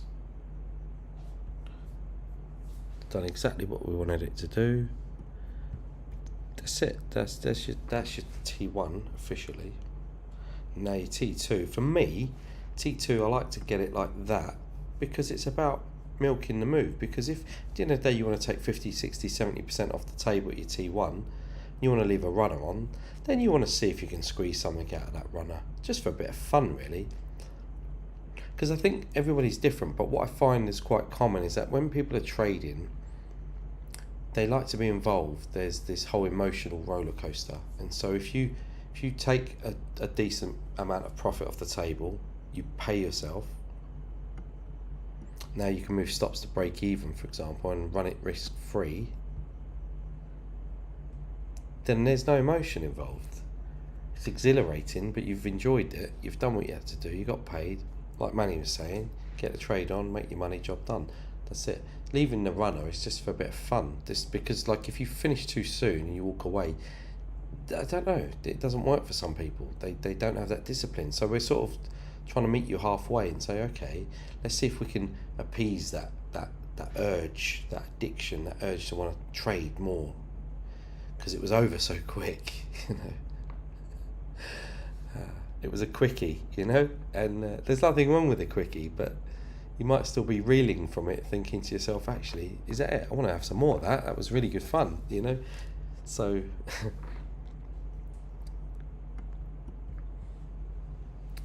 but yeah, move your stop losses to break even and just see if it can run past the 50. See if it can just get down there and just break this area.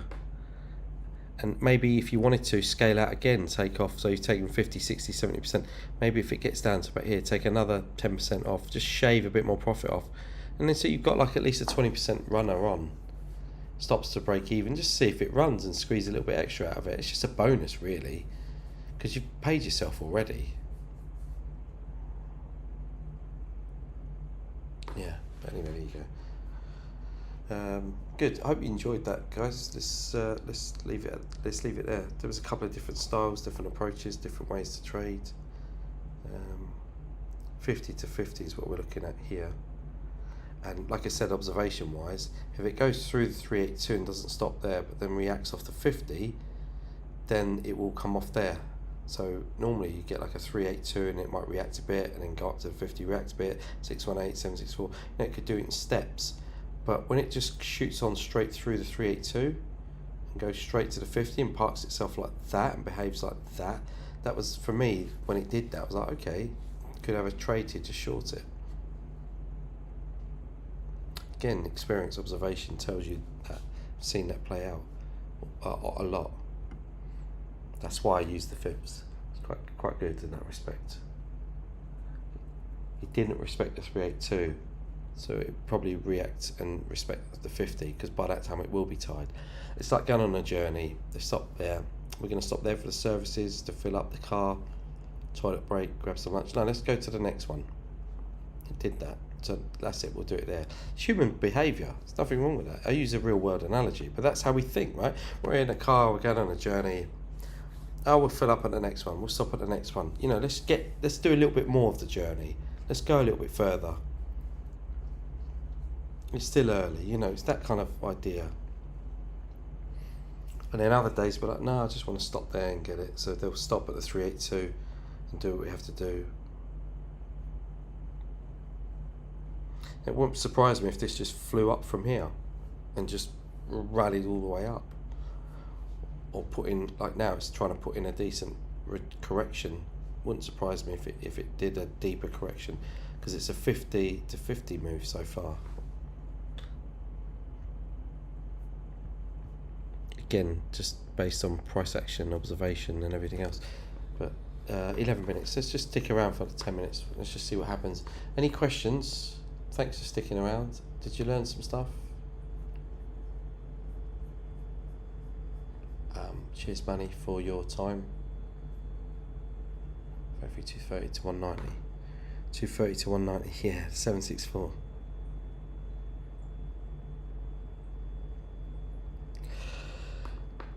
Yeah. Oh. Good.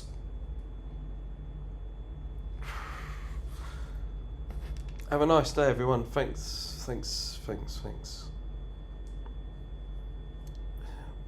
See what happens next, but hopefully you took some stuff out of it, and I'm going to finish there. Thanks, have a nice day. Bye everyone. See ya. Maybe we'll do it again another